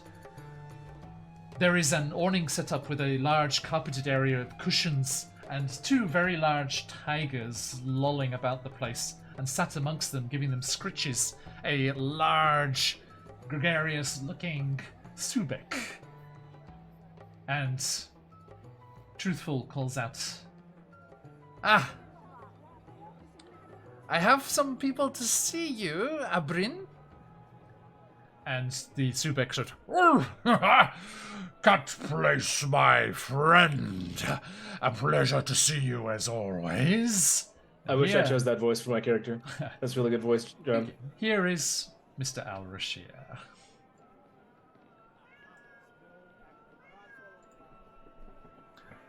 It's on the overlay. Oh, wonderful. You guys have less lag than I do. I'm not seeing it yet. Oh, there we go. Lovely to see you as always. A little early for the party, what did you say? Is there a full picture of this guy? That's as good as I've got, sorry. I hope he's fat as fuck. Absolutely. I hope he's like a Buddha, just so round. Oh, Well, you should... Gator. Shez, we don't have time today, I'm afraid, but you should see some of the matriarchs of the Knolls, the Knoll families in this place. Oh, yeah, dude. And they're carried around on palanquins and stuff. Are Knolls considered highborn? I thought they were like monsters. Not in this setting. Not in this setting. Cool. In the That's really Southlands, basically you'd be considered what would be lowborn. Right. Oh, interesting. Okay. Shh, bro, don't And I wish I knew that. off. I wish I knew that before I said those things about those slaughterhouse people. Well, Okay. dang, I'm not used to being a minority. Now, as Mr. Al-Rashid stands and spreads his arms, what is it you have brought for me today, truthful? Who are these fine folks? Oh, I can do the handshake now. I do the nobleman handshake. He returns it flawlessly. I see that I'm finally dealing with some of my own kind, brother. It's very lovely to see yet another one of our rank. We all just shake hands. It's like Doctor. I roll my eyes. My cat-like eyes is about as much as I possibly can. Whilst Ellie you're at that said- brow, whilst you're doing that roll of the eyes, could you also maybe do a physical roll as well? Everyone give me a dexterity saving throw as a small orange ember comes streaking across the courtyard and a fireball explodes on top of the riad here. Do I only have danger sense when I'm raging? No, you have No. it all the time as long as you can visibly see it. Could I see this fireball? Yes. All right, I'm gonna roll that with A advantage, bright brother. streak flashes towards the point. 13. 13? Oh god. What'd you roll? 21. Not gonna be. Oh, maybe good enough. 14. I rolled a 12 with advantage. What's Wow. wrong with this character sheet, John? Those are some low rolls. Yeah. It's okay. The DC, I've not rolled above a 15. The DC was 12. Beats it. Everyone who got over a 12 takes half damage. The rest, anyone under a 12 takes the full damage, which is 29 fire damage. As this fireball again streaks across the Riad courtyard and explodes. Wait, was 29 full or half? 29 was full, so it's 14. Okay, it's 14? Yep. And you see across the way a hooded figure who throws back their hood. Brow! Don't you dare sell such a wondrous thing! You come over here! And Brow, your sorceress mother is across the far side of the Riad Square, still holding up a smouldering finger towards you.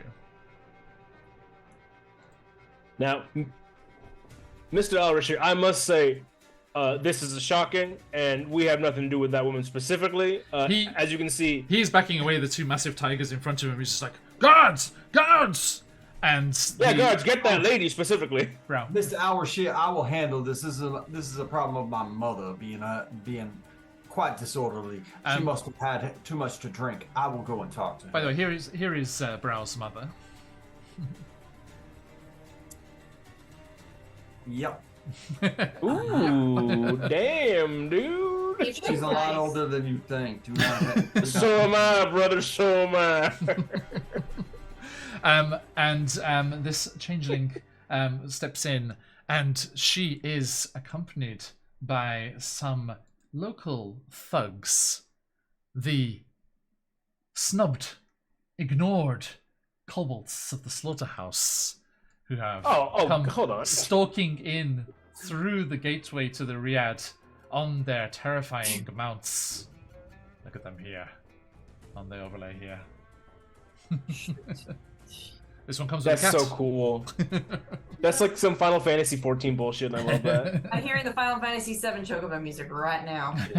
Oh god. Okay, so But I my could play 16. friends as Brow's mother and minions. And when I say minions, I do mean minions in the Matt Colville sense of the word.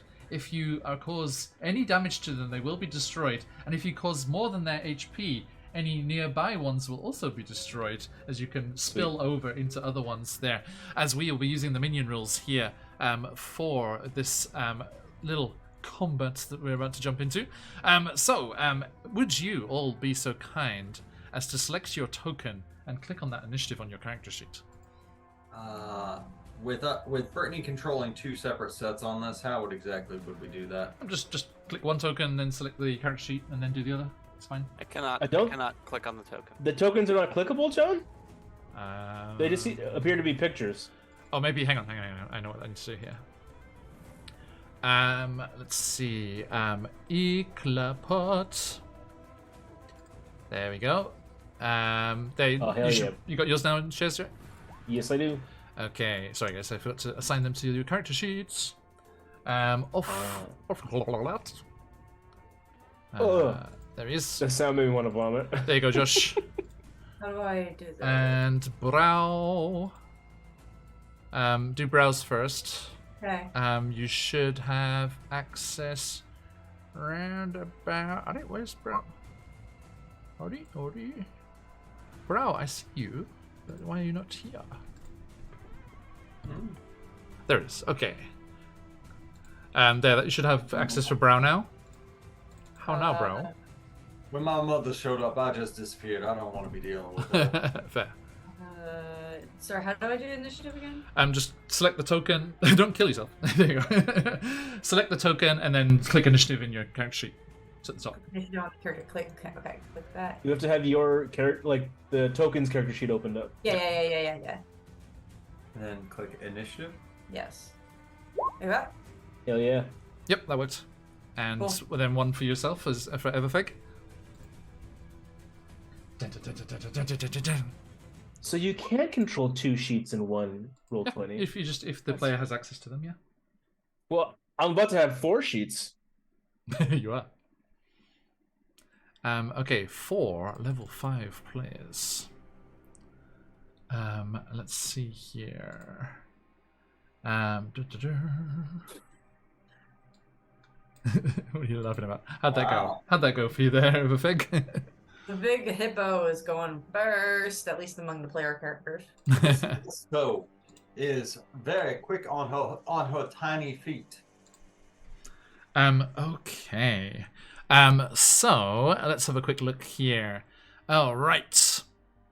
So let's see here. Yes, those cobalt, big kind of emu riding kobolds come charging in. Let me grab some character sheets here. Let's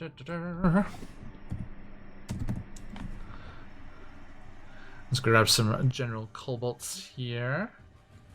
Let's use these cobalt alchemists.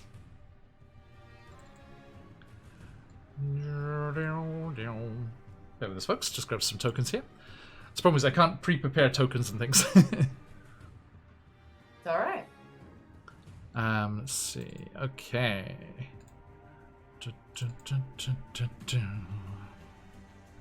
What were you saying with the throwing? Who said something about throwing? Oh, that we were talking about dumb things you can do in Baldur's Gate 3. Ah. I've heard of dumb things with orcs. Okay. And I also I take intellect devourers and I literally just throw them because the sound of them being thrown and landing and the blood spatter makes me chuckle every time. I have like 6 of them in my camp. Okay. Nice. Right, okay, so we have 7 of these kobolds on their kind of ostrich-like mounts as they come prowling into the courtyard behind Brow's mother. And there we go. Double check those. Okay. So, we jump and grab their initiative as well. Boop. That work? Yay! It's weird how it adds the dex mod is like 8.16. Haha. Okay, and let's have a look at this. How's everyone doing? Everyone jumped in the giveaway. We have the fantastic, amazing Encounters and Places by CZRPG up for grabs today. Don't miss out on the chance! Exclamation mark! Enter in chat. Da, da, da, da, da, da. Okay. Did that work? Oh, wait, behave. There we go. Okay. Where is...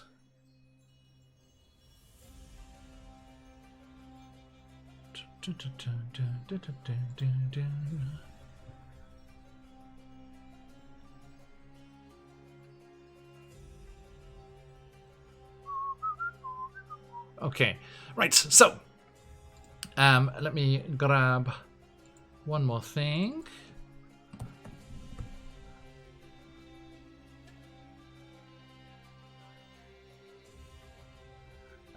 Today the part of Brow's mother, Shez disappeared. Why did Shez disappear?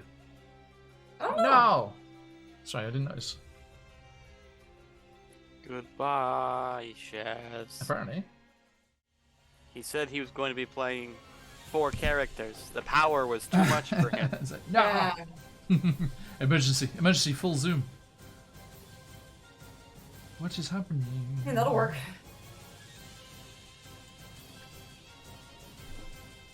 Is there any message from me?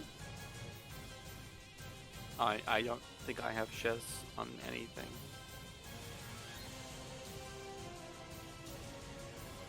Something up with my internet, sorry. Okay. Sorry, folks, bear with us while we'll hopefully get Shez back in a second. Okay, so as we are jumping into here, so as I said, yeah, the part of Brow's mother will be played by this green hag. Okay. No offense, Brow. None taken. She's not exactly of, I would say, good company. Yes. Anyone who opens with a fireball, I mean... No, not her manners are not near of those of kind and good genteel folks. Does that mean she's a wizard?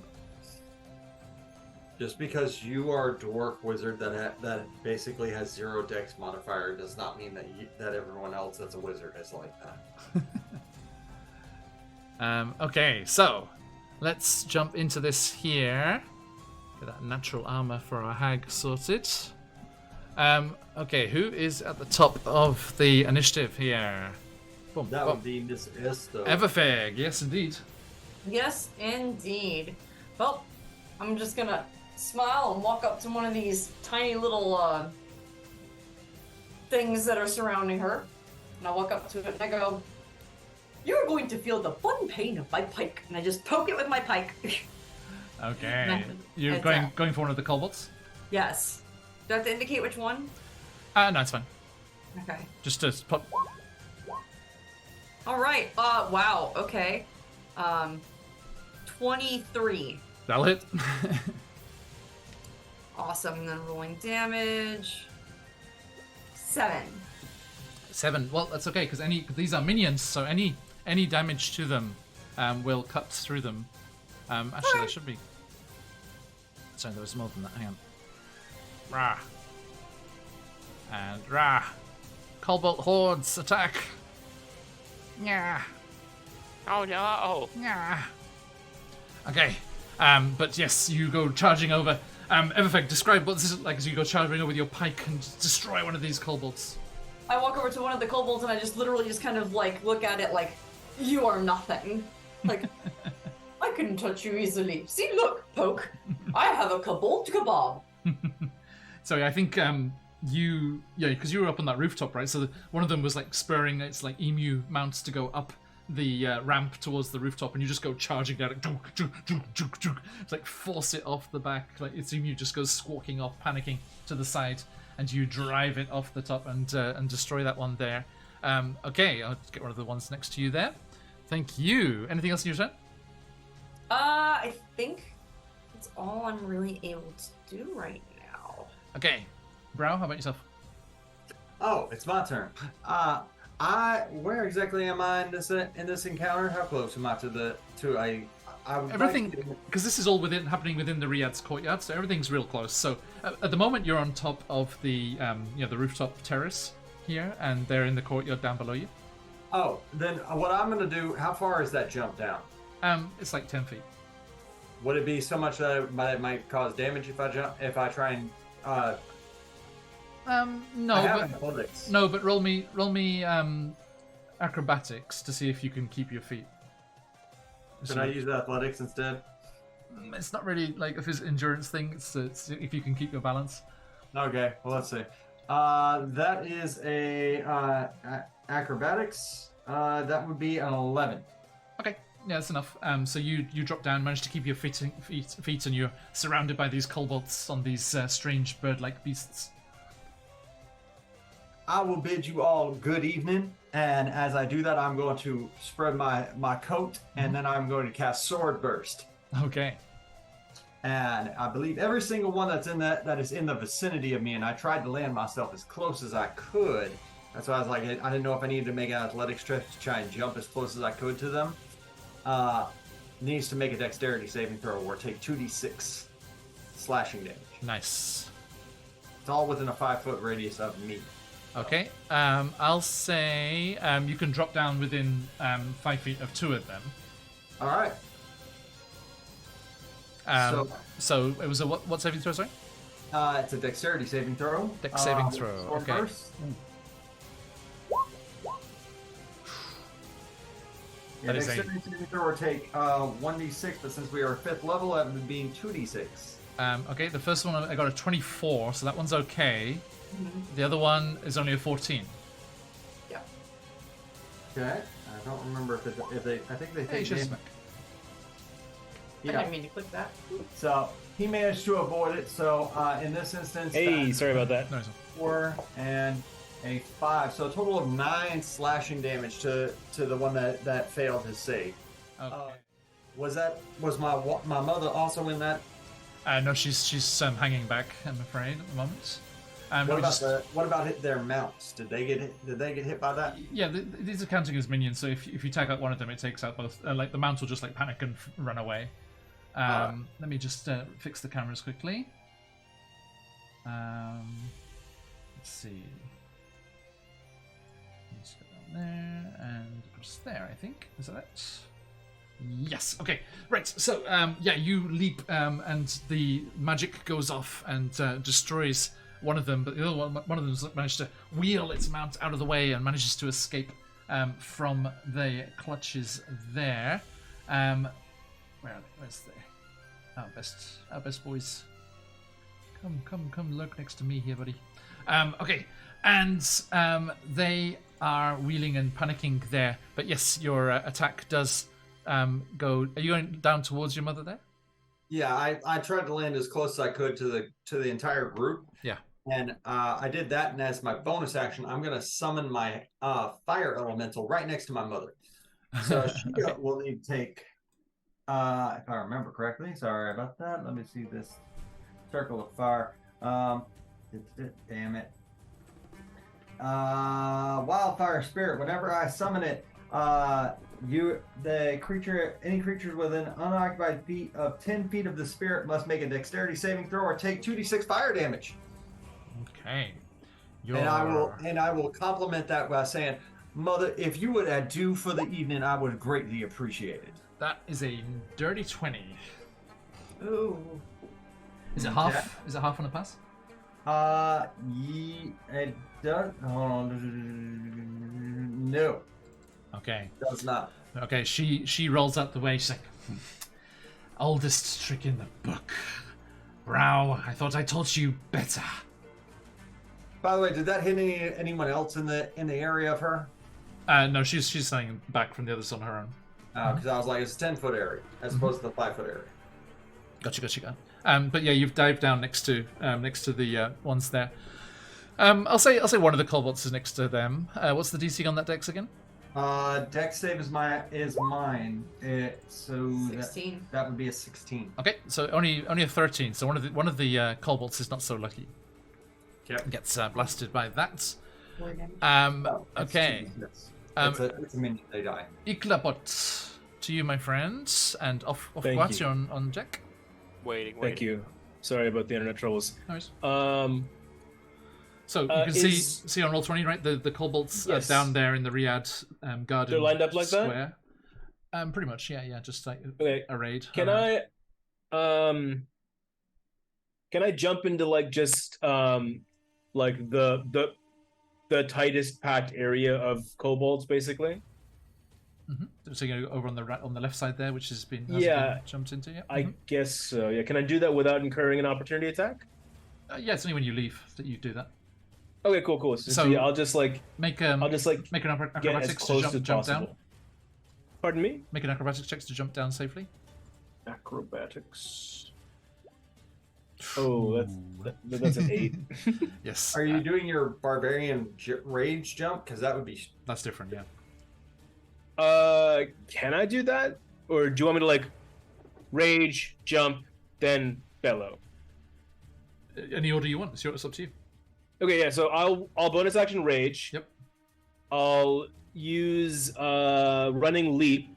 Okay. So 10 feet run, and then double my strength score. So Can we just appreciate 30. the cinematic nature of that moment there?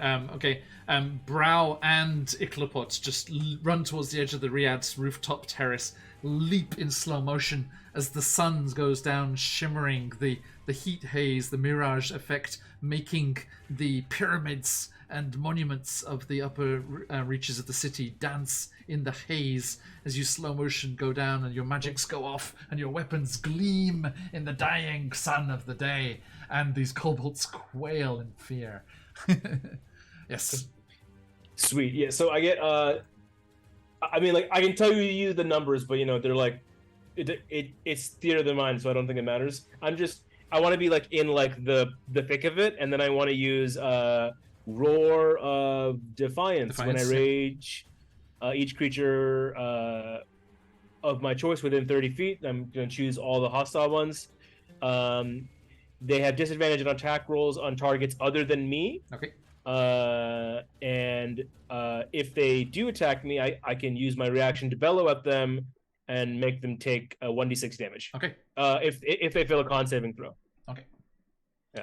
But I'm raging. I'm going to so bonus action rage. I don't know how many attacks I have per turn. I believe at level. So I'm 4 level barbarian, so I don't think that's second attack yet. Yeah. Correct. Okay, cool. So I'll use my Use one your attack. bonus action to attack with your offhand weapon, so you could shoot someone with. But he's dart he's offhand. raged. He's He's raged raged, already. yeah. Oh Yeah. yeah. So let's say. Yeah, your extra attack is at 5th level. Gotcha. So I will. I've been rolling like shit lately, so actually maybe I'll make you roll. DC 11 Dex save for Sacred Flame. DC 11. Okay, that's still Yeah. just on one of them. Yeah, just on one of them. Okay, that is a 9. Sweet. That's 2d8 radiant damage. That's 7 radiant damage. Okay, that burst of privileged radiance, it goes out yeah. from your palm. When I do my roar of defiance, it's you dang whippersnappers. How dare you? Okay, So that's the angriest old man. How dare you get on my lawn? how dare you get on Al Rashid's lawn? Okay. This is a great lawn. He's put a lot of work in that one is There's flowers everywhere. So these are minions, so any damage does them in. So that Sweet. consumes that one. It is burnt up, and the others are quailing from your roar of defiance.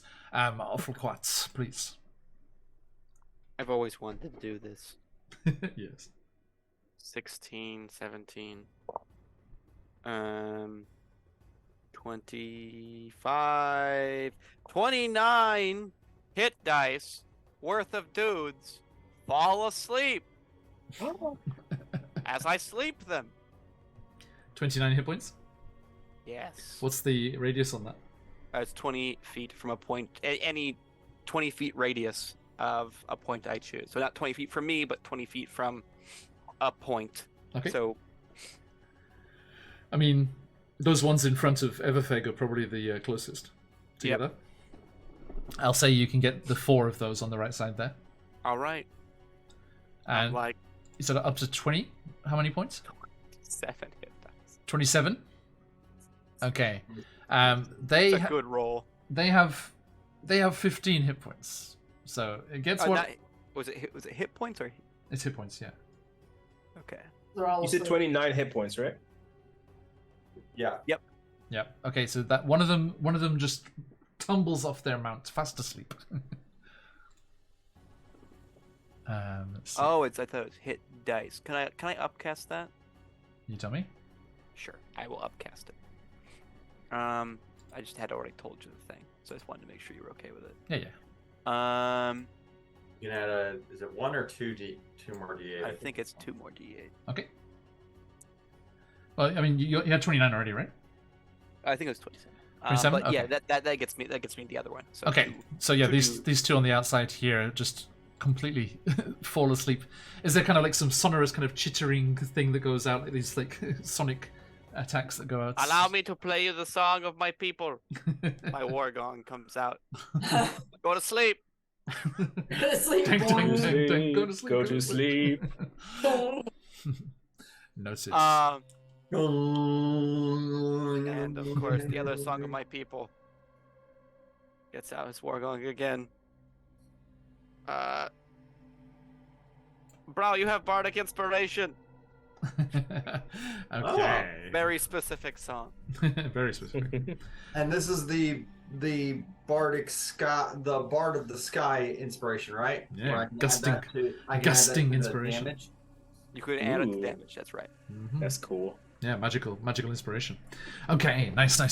That is your turn, which brings us. It's the gong and then the whisper on the wind. Okay. Really hard. The get him.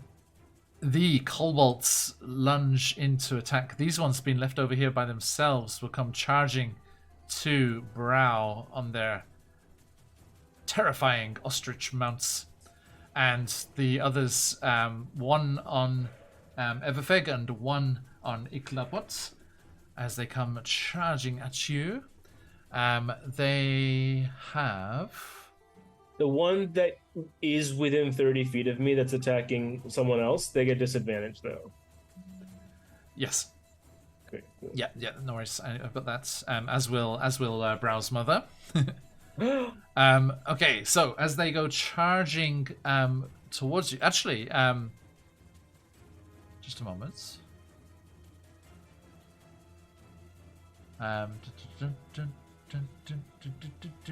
Okay, actually, I can actually escape that. I'm afraid. The mother will have a problem, but the others actually they don't have to charge towards you. They have, they do hail from the perfume district of the city of Cats. They have explosive flasks, so they hurl, not dissimilar to Offlacot's spicy lentil soup. They hurl these clay pots towards the people in the fight here. I need Brow. I need you, Brow, to make a dexterity saving throw, please. Okay. Two dexterity saving throw, please. Oh, 2. Well, one's a 1. Okay. That one, and the other one is going to be a 12. Okay. Not very dexterous. No, Just 'cause I'm cat-like. yeah, you're right. Okay, You not can't like. adjacent. Exactly. Okay, so I'm afraid you're going to take some poison damage and be poisoned. You can repeat the saving throw at the end of your turn. So that is going to be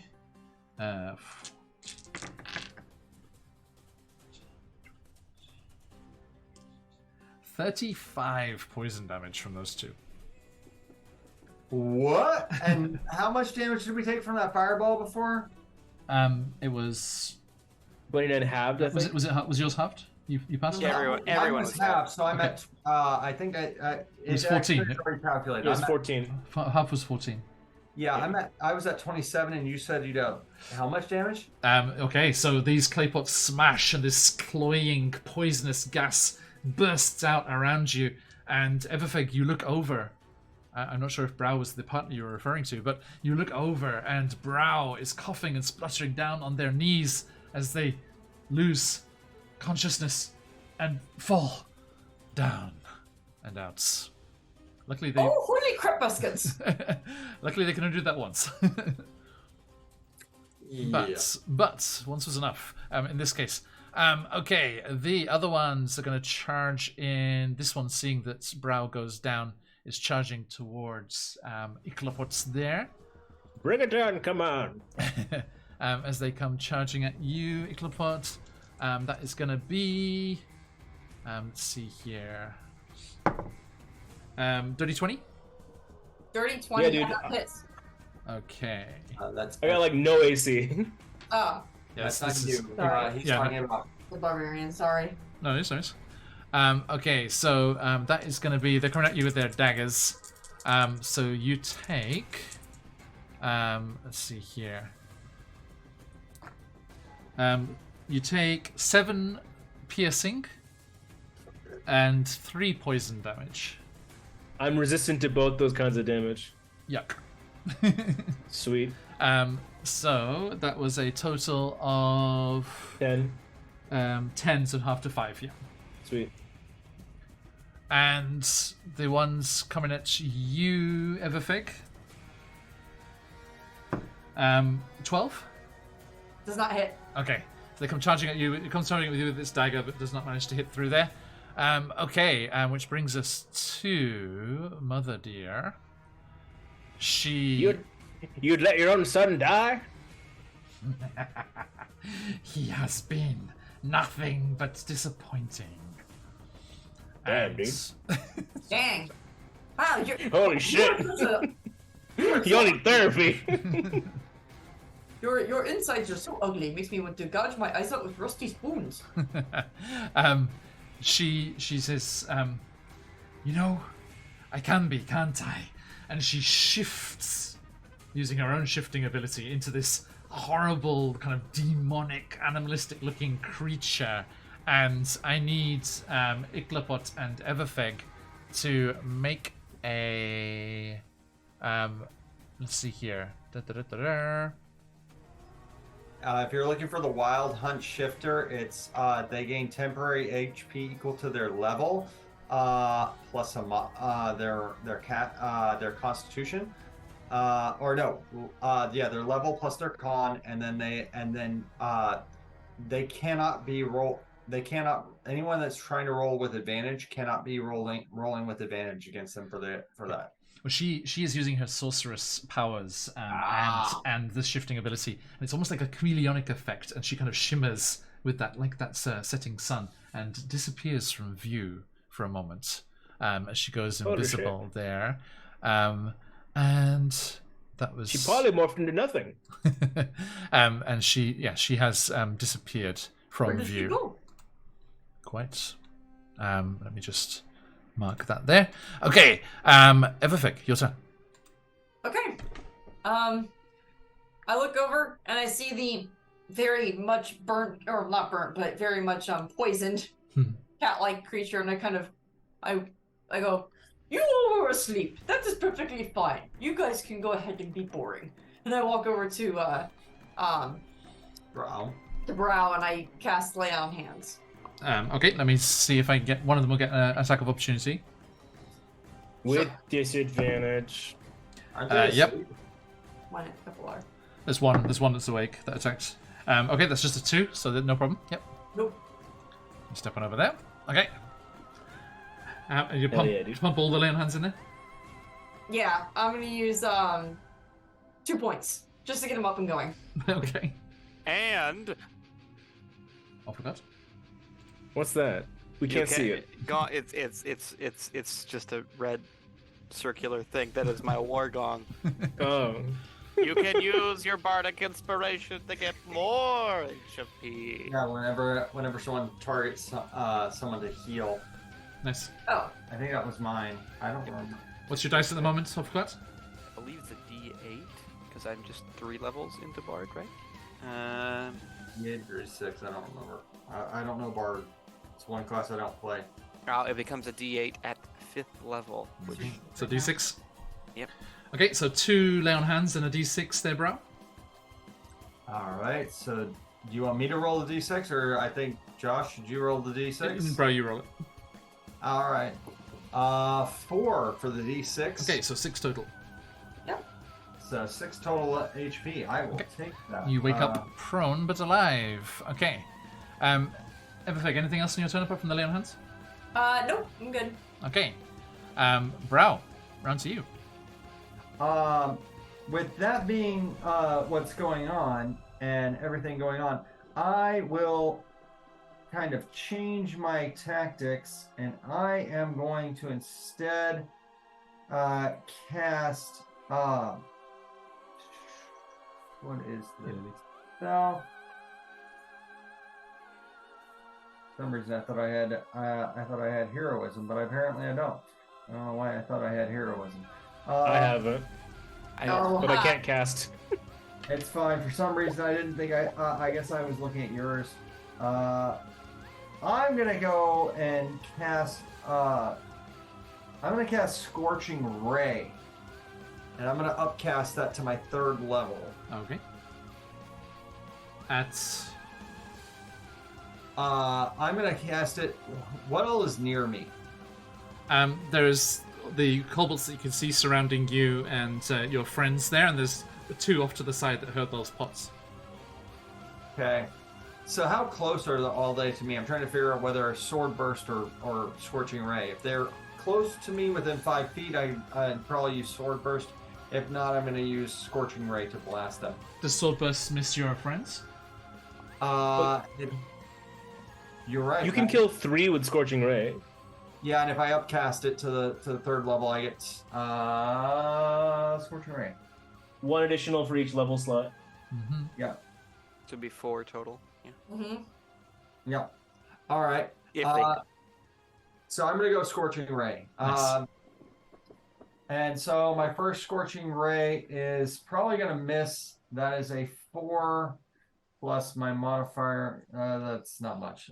That's I think. What? Oh, plus 5, 9. I think I'm. No, sorry. Crap! I'm rolling shit. That's a 7 plus 5, so that's. You need a 10 on the dice. That one hit. Then 13. Okay. Wait. You need a 10. If it's plus 5, you need a 10 on the dice. Oh, then you have a because yeah, then that failed to hit as well. Okay, so you got 2 more. That one is a 10. That's 15. Okay, nice. And then another 10. Hey, perfect. Oh, yeah. But just enough. Meets it, beats it. Which 2 do you want to get hit with those 2?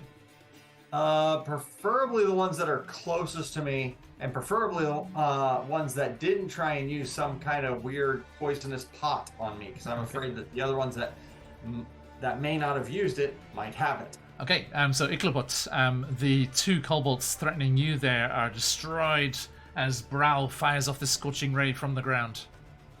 Get good, scrub! I'm gonna stand up if that's Yep. also. I'm gonna use half my movement to stand up. No problem. And I don't. My bonus action. I am going to command my fire elemental to use Flame Seed. I believe is Okay. the ability. Yep. If I can get my tablet to ever update, it keeps giving me issues. Damage immunities conditions. Actions. Flame Seed. It's going to target one thing within 60 feet of it. And it's a hit, so on a hit, it's using my modifier, so ranged spell attack is 16. Does that hit? Yep, you're going for one of the kobolds, yeah. All right. Either one of the kobolds or my mother, depending on whoever's closest. Your mother is invisible, so. Oh. is anyone like around me? Not immediately, no. Okay, then yeah, Flame Seed, the next nearest kobold to, and that will be 1d6 plus my. It's okay. Remember, these are minions, so any damage kills them. Yeah, it kills another minion. Yep. Okay. So yep, the flame seed just goes scorching across Ichlopot and Everfeg afterwards. You see a certain family likeness in these bursts of flame that's going across the courtyard here. But all of the kobolds next to you guys are down. There's just 2 over on the left side there, and that brings us to Ichlopot. Raging and shouting. Oh, I lost him again. Shit. Yes! Okay. He runs over and attacks one of the guys still awake. That sounds like. Sorry, I think I must have That's screwed up your appropriate, actually, overlay again. That makes sense for a barbarian. given they can't do a whole lot else. Yeah, that makes sense. Hey. What? Barbarians can only attack. Yeah, that's pretty true. Why I like them. Okay, so that happens there, and you're just going to attack. Sorry, what's that? You're just going over to attack, right? Yes, yeah, sorry, my internet cut out for a bit again. I will walk over to one of these guys and just make an attack. Go for it. A reckless attack? Yes, sir. Sounds like a plan. Wow. How Hand axe, get him. It's a 17 to hit. Hits. Did you give the It does 8 damage. Yes, yeah, that's with it. That's with advantage. Okay, and how much damage? 8. Okay, yeah, so you run over and cut down one of the kobolds over there. Arrgh. Okay. Anything else in your turn? No. Believe it or not, this randomly designed character isn't really optimized. I don't have bonus actions. Besides raging, I don't have bonus actions. You have an offhand attack? I'm gone. Jesus. Does he have an offhand attack? Let's check. I don't know what's wrong. He's never had internet problems before. I mean, you could use your blow. Is the blowgun your main weapon or your offhand weapon? It's his. He used the hand axe. He said. Yeah. Mm. So let's say that's his off, right? So he goes stomping over, like the axe like cuts into the creature, and then he spins and does the blowgun attack. Yeah, Where is it? sure. Let's say he's got the javelin in the other hand. Sure. Sorry about that, guys. Yeah, he stabs him with the javelin. Shiz, Oh, shit. you there, Shiz? Yeah, I'm back. I can't see you, but I can hear you. My Okay. internet's being really shit tonight. Yeah, it's weird. It's never happened before. I swear it's never I know, happened. first for anything. Okay, so make a javelin attack with your offhand. Yep.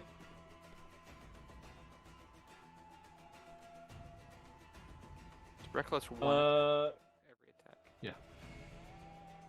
I'm just gonna roll it at home because my computer's been a shithead. Offhands without my proficiency mod, right? Yes. So that's 13 plus 3, 16 to hit. It's a hit is regular. Yeah, that's enough. So you stab the other kobold off its mount there. Okay. Okay, and that's your turn. Do you want me to roll damage? Or are you good? It's a minion, so any damage kills it. Yeah. Okay. You're good. Mhm. Sweet. Okay, so yeah, you run over, hand axe one, chop it off the back, spin, drop down, lunge up with your javelin, get the other, and that brings us to Offquats.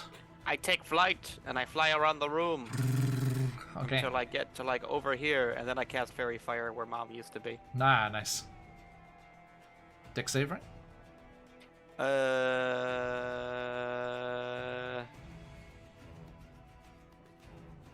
1 second. Yep, Dex save.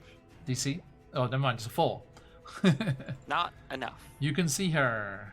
Hey, look, Yay. Sparkles. it's Mom. Sorry. Oh, jeez. Now we've all got advantage. Moving around. Flowery sparkles. And I'm flying in the air for what it's worth. I'm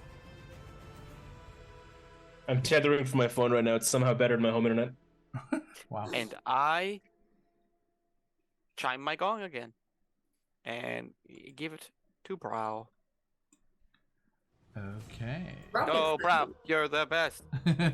Beat your mom because she's not great. Thank you. That brings us to the Cobalt's turn, so they continue sleeping peacefully. God damn, he's good. And then Mummy Dearest, seeing that she's covered in terrible sparkly insect spores. Is this also somehow mixed in with your binding spittle ability? This That was next, for sure. fairy fire spittle. I didn't know if blinding spittle was bonus action or action. I had trouble with that. She is going to angrily go for you It's an then, attack. Offquat. She, let's see here. It is the flowers. I vomit the flowers that Yes. I eat. Love it, love it. Okay, she is just going to scream angrily and charge towards you, Offquat. And try and polymorph you. So could you please make me a wisdom saving throw? Me? Offquat. Off, but Of course. She's like, ah! So Ichlopot, you get attack of opportunity there. sweet, I'll take it. Hand axe, go. 15 to hit. Misses, I'm afraid. Oh, Okay, Offquat, how was that wisdom saving throw? Oh, sorry. Hi. Hi. pretty high. 21. Okay, nice. Okay, you are not polymorphed. Congratulations. Okay. I feel congratulated. She's like, ah! Howls. Okay. You have an impressive high jump. I was like, I am flying. I thought, no, you just have glide, right? You can I'm glide down. gliding, but like it's very slow. Is that scene from Toy Story? Yes, it's falling with style, yes. You call this flying? I am Okay. 7 feet in the air. Everfeg, your turn. There is All a right. angry mother in your face. I look at her and I go, "What is wrong with you to attack your son? You are dumb." And I go ahead and rage. Nice. And then I attack her with my javelin recklessly because I was just like, "I am done with you. I don't like you. I do not like you one bit." With my pike. Sorry, my pike. Go for it. That is going to be a. Ooh, I'm glad I rolled that with advantage. 23 hit. Hits. You get 7 Oh. piercing. Okay. Yes. Nice. And so that's going to be 6 damage, and I need to add the rage damage. I think that's going to be a flat 2. Yeah, so that's going to be 8. Nice. Hmm? It did the damage on the first one already. Oh, it did? Yeah, so you got 7, so it was 9. Okay, 9. Sorry. It's okay. Okay, nice. Yep, so raging there. Just one attack. Just one, yeah. I don't Okay. have any others. Noted. So angry hippo attacks, stabs with the what was it again? Using your halberd. Pike. That's it. Okay, awesome. Any bonus actions? No, use it to rage. Okay, Brow.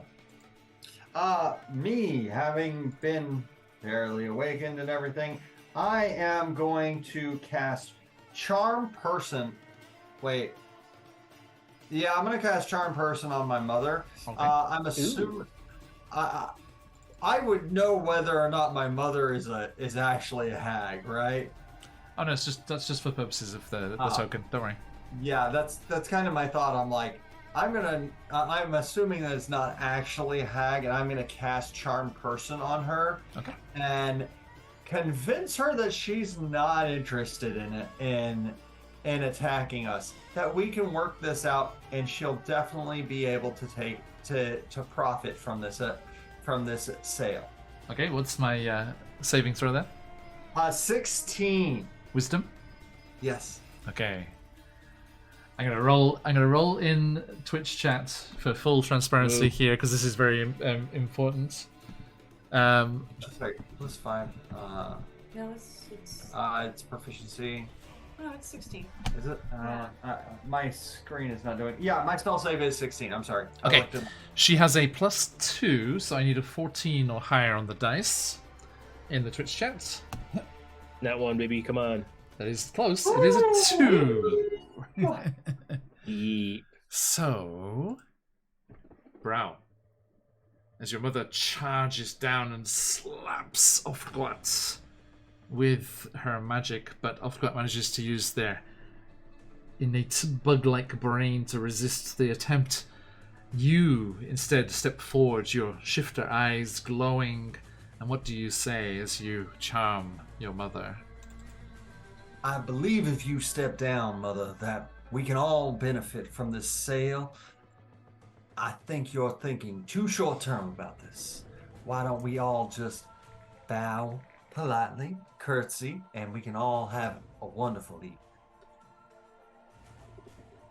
evening?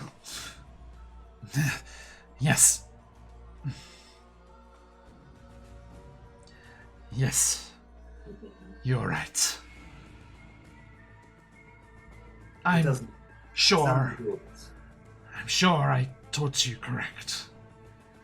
I'm sure you are doing the right thing. And she kind of stumbles almost drunkenly towards the Riyadh's gateway, like puts a hand on the supporting beam there, like clutching at her head,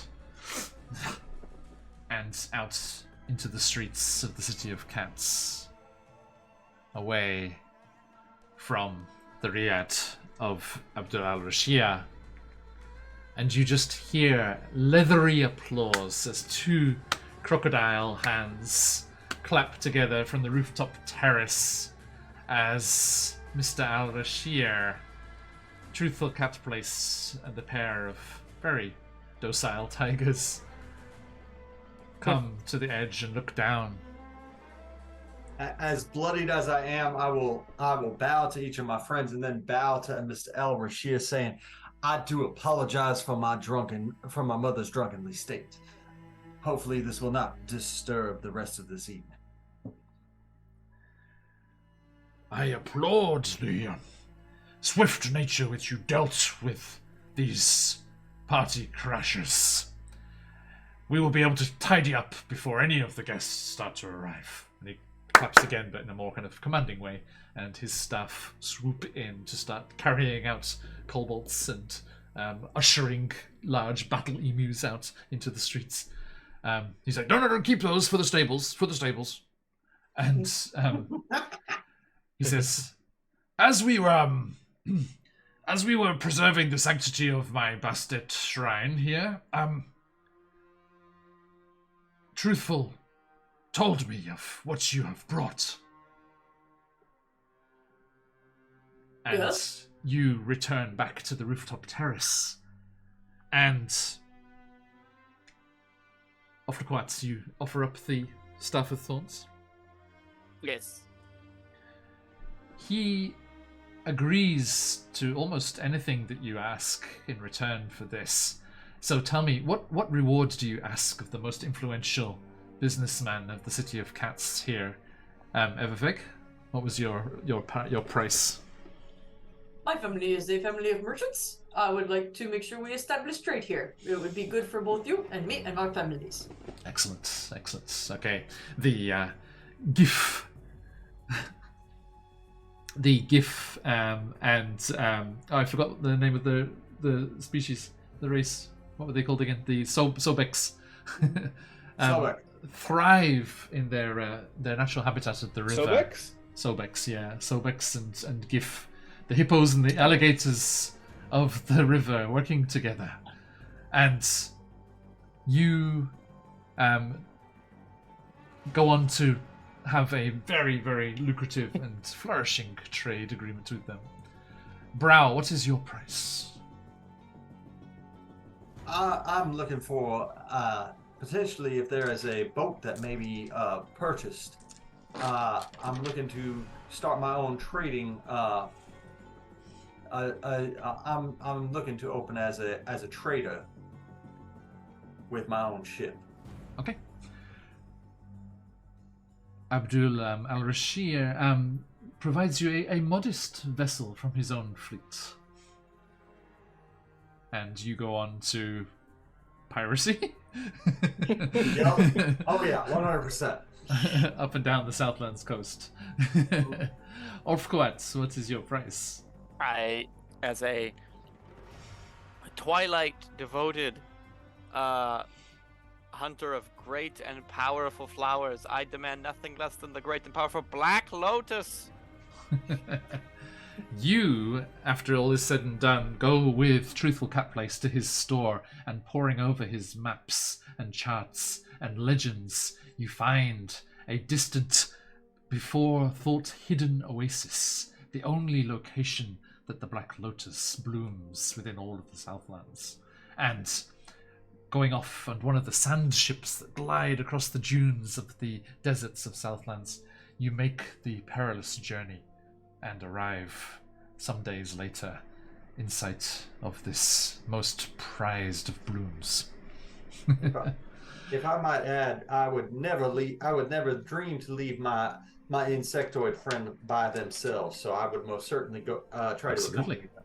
Now, Brow, we said about this ship. Is it a water vessel you're after, or perhaps one of these sand ships that are famous in the Southlands? Quite frankly, I'm actually more interested in the sand vessels in this instance, just because of the simple fact that it's something that may not be accrued, and I might be able to easily, with the right crew, I might be able to get my a sea vessel later on. Absolutely. Let me drop one onto the overlay here so you can get a kind of idea what we're looking at. There we go. There's one of the sand ships there. So like Avatar: Last Airbender. Mm-hmm. Oh yeah, that's awesome. Yeah, definitely. My first thought was the new Trigon. Not too far off, but yeah. And there is an image in one of the Southlands books which very clearly has a catapult on the deck of the ship loaded with a baboon. Which, Mad Max nonsense. I'll try and find for you later. Where is it? I'm trying to find it. Anyway, okay. That works great because that's kind of what I envision my fire elemental. One of my favorite animals is actually a baboon. So Baboom. I'm okay with that. Baboom. That's so good. Nice job. There you go, folks. Here it is. Let me stretch it to the screen here. Look at that. Look, there is a catapult in the back with a baboon loaded and ready. Wow. That's loaded with my fire elemental. And how about you, Iklapot? What is your price? Now, there's two things that are important to me. My house's alliance with other noble families, and also my insatiable desire for carnal pleasures. So I'm thinking underworld families. Okay. I'm thinking dark... Sorry? You are introduced to that gambling den of sin and other vices. I could see a whole spin-off series like Succession, but like underworld in Egypt. Okay, so you managed to do that, and all of Just you. me like doing drugs and like going to brothels and shit. It's all terrible. of you get these rewards and the cost of the price of this wondrous artifact, and the ability for your host to destroy it, as he takes it from you and turns to that shrine to Bast on his rooftop. As the sun dips behind the grand temple, he breaks it across his knee and places it on the altar of his shrine. And the tigers that were accompanying him, their hackles go up, and they slink off away, almost like cowed and moving, and a small black cat strolls out of the shrine before kind of morphing and growing into the figure of a beautiful woman.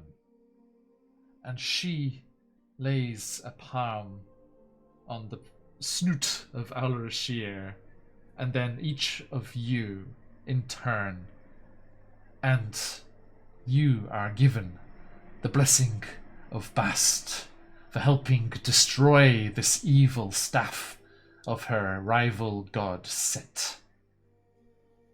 And you, enjoy the rest of the evening and the wonderful, lavish party that is thrown by your host before you are able to move on and enjoy those other just rewards that you are so deserving of, having defeated those sorcerers and mobs and inquisitive camels and all of that would stand between you and your mission here. And that is where we will finish. Thank you, everybody. Well done, well done. I'm imagining that like 1980s movie thing of like it shows us, and then it has like that text is like Iklapot went on to found the underworld in the Cat City. Yeah, it's like montage. Yeah. Yeah, I'm like getting the ending of the Cheers, Breakfast Club, but all four of us kind of. Yeah, you're just fist up in the air. Yeah. Okay, nice. Let me show you what I was working with here. So on the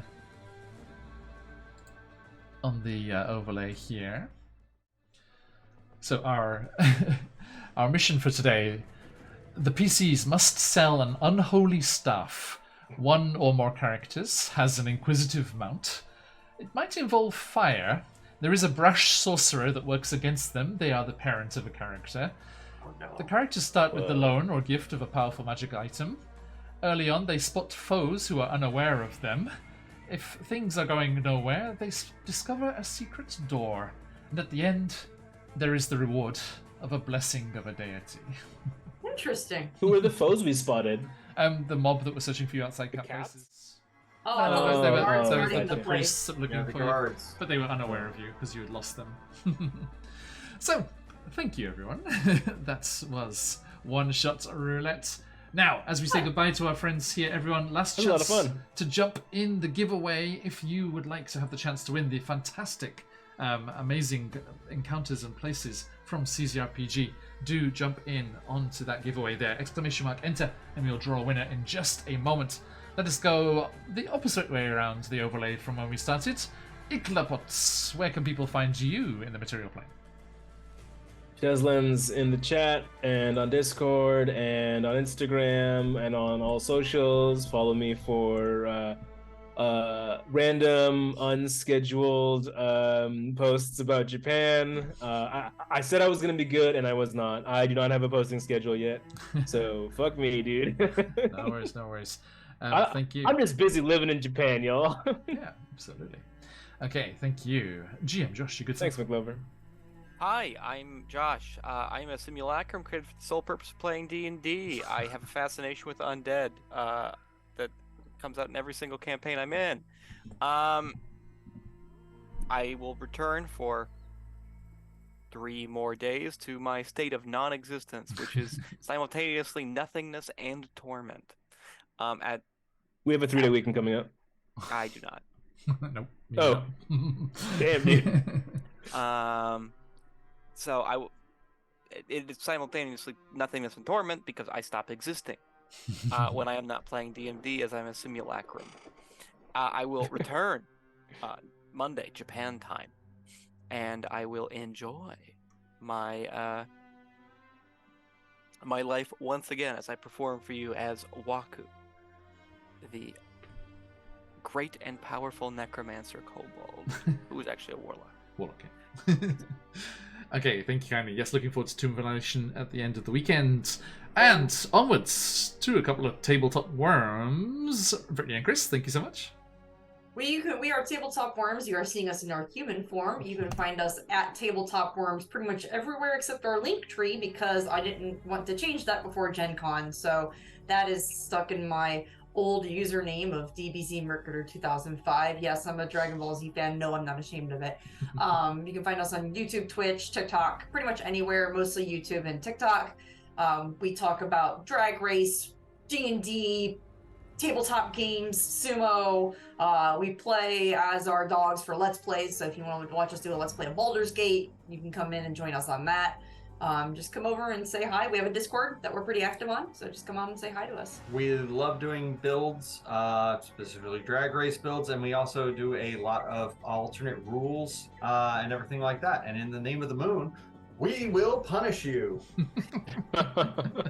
Thank you. Yes, indeed. Those dropping those links in chat once again. Do check out all of the awesome stuff from Tabletop Worms at the link tree there. And we are QuestJunkiesUK. We play lots of D&D and other TTRPGs, and we will be back this weekend. We still have plenty more adventures to go on. We will be back Friday night or Saturday morning, depending where you are in the world, for Candlekeep Mysteries. And then on Saturday, wherever you are in the world, stay tuned and join us for our first session in our Phandelver and Below, the Shattered Obelisk campaign. Not yet released, but we will be getting a head start of things as we jump into our session 0, because we're doing something rather special. We are playing the fantastic little one-shot style from the author Chris Bisset, that is Filthy Peasants, as Shiz and a few others. I shall bring up the thing here. No, Cobalt. Get out of the way, Cobalt. Yeah. Okay. Sorry, it's just over my Cobalt face. can stay. The fabulous Sophia, Mike, Myrat the Pirate, and Shiz will be joining us to play Filthy Peasants as we go through a funnel game where these level 0 peasants, 4 for each player, will attempt to survive the dangers of a local cave as some monster is putting their village in peril. And should any of these poor, fragile people survive this gauntlet, they will become the level 1 adventurers for Phandelver and Below. So, join us Saturday. It's going to be at 9 a.m. Eastern, 2 p.m. British summertime, 10 p.m. here, and you can root for your favorite peasant and see who will pull through and survive into the adventure proper. And You're right, I'm Papa Dragon. so excited for this new and interesting way to decide our player characters. It's going to be a whole lot of fun. I hope you can join us for that. The author of that article, Chris Bisset, found me talking about that on Twitter and was saying, "Yay! People playing my game. I love it." So do come and check out what promises to be an awesome session. And then we'll be back next week with the aforementioned Tomb of Annihilation, back into the Underdark for Out of the Abyss, and then onwards to Chesenta once more with our sneak peek preview playthrough of CZRPG's upcoming adventure. Okay, my friends, thank you all so much. To everyone who's been hanging out in chat and enjoying this one-shot roulette with us, always an absolute pleasure. To Shez, GM Josh, we'll see you very soon. And to our new friends, Tabletop Worms, we hope you have the rest of a fantastic visit here and a safe journey onwards. And we look forward to seeing you again in the future. Yes, And thank you so much. It's awesome. Now, let's see who our lucky winner is. Good luck, everyone. Let me refresh that, make sure everyone's in there. This awesome book from CZRPG has a bunch. It's got, I think it's 8 different locations and 36 different encounters, like more than 60 maps with all the variations, things in there. The usual amazing design from CZRPG, beautiful maps, interesting encounters. You can play them together as a campaign, drop them piecemeal into your campaigns. Absolutely amazing thing to have, resource to have at your disposal. So closing up those entries. Good luck, everybody. Today's copy goes to Baron Dragonborn. Congratulations, Baron. That is going your way very soon. If you were not able to win a copy, do not fret. We have 2 more chances with Candlekeep Mysteries and that Filthy Peasants one-shot on Saturday. Join us again if you want the chance to win, and we will see who our lucky winners are then. Okay, everyone, thank you so much. Let us head off raiding and see who's on. Who we got? Hello, who do we have? Ooh, our good friend, the Art of Mike Disney, is doing a 6-year streamiversary. Let's go and say hi to Mike. Whoa. And his beautiful painting that he does, the amazing miniature painting that he does. Okay, everyone, thanks so much. It's been a pleasure as always. But till next time, stick around for that raid. If you've got them, let those phoenixes fly. And until next time, as we like to stay around these parts, oyasumi nasai. Oyasumi. Oyasumi. Oyasumi. Thank you. Crossing the void, beyond the wall of worlds, and along the arc of time, dwell those not of our place or age. It It is too easy to say that there is dark and there is light. It is too easy to say that there are two sides to every coin. The reality is far worse, for law flirts with tyranny. Chaos invites freedom. Evil consumes all it knows. Good accepts suffering. And those in the middle, they are worse, for they know nothing but self. The Codex Infernum and the Codex Exaltum, two source books that bring in-depth knowledge about beings of all dispositions, from the farthest reaches of the heavens to the darkest depths of wretchedness. Both of these titles come with new, full-color art, new creatures, new powers like possession, and a multitude of information providing lore, backgrounds, names, mechanics, stats, and much more. These incredible tomes are filled with demons and angels, devils and celestials, unleashing the powers of good and evil, law and chaos on your table. The Codices Infernum and Exaltum, bringing creatures hallowed and profane into your adventures. Pledge and share today.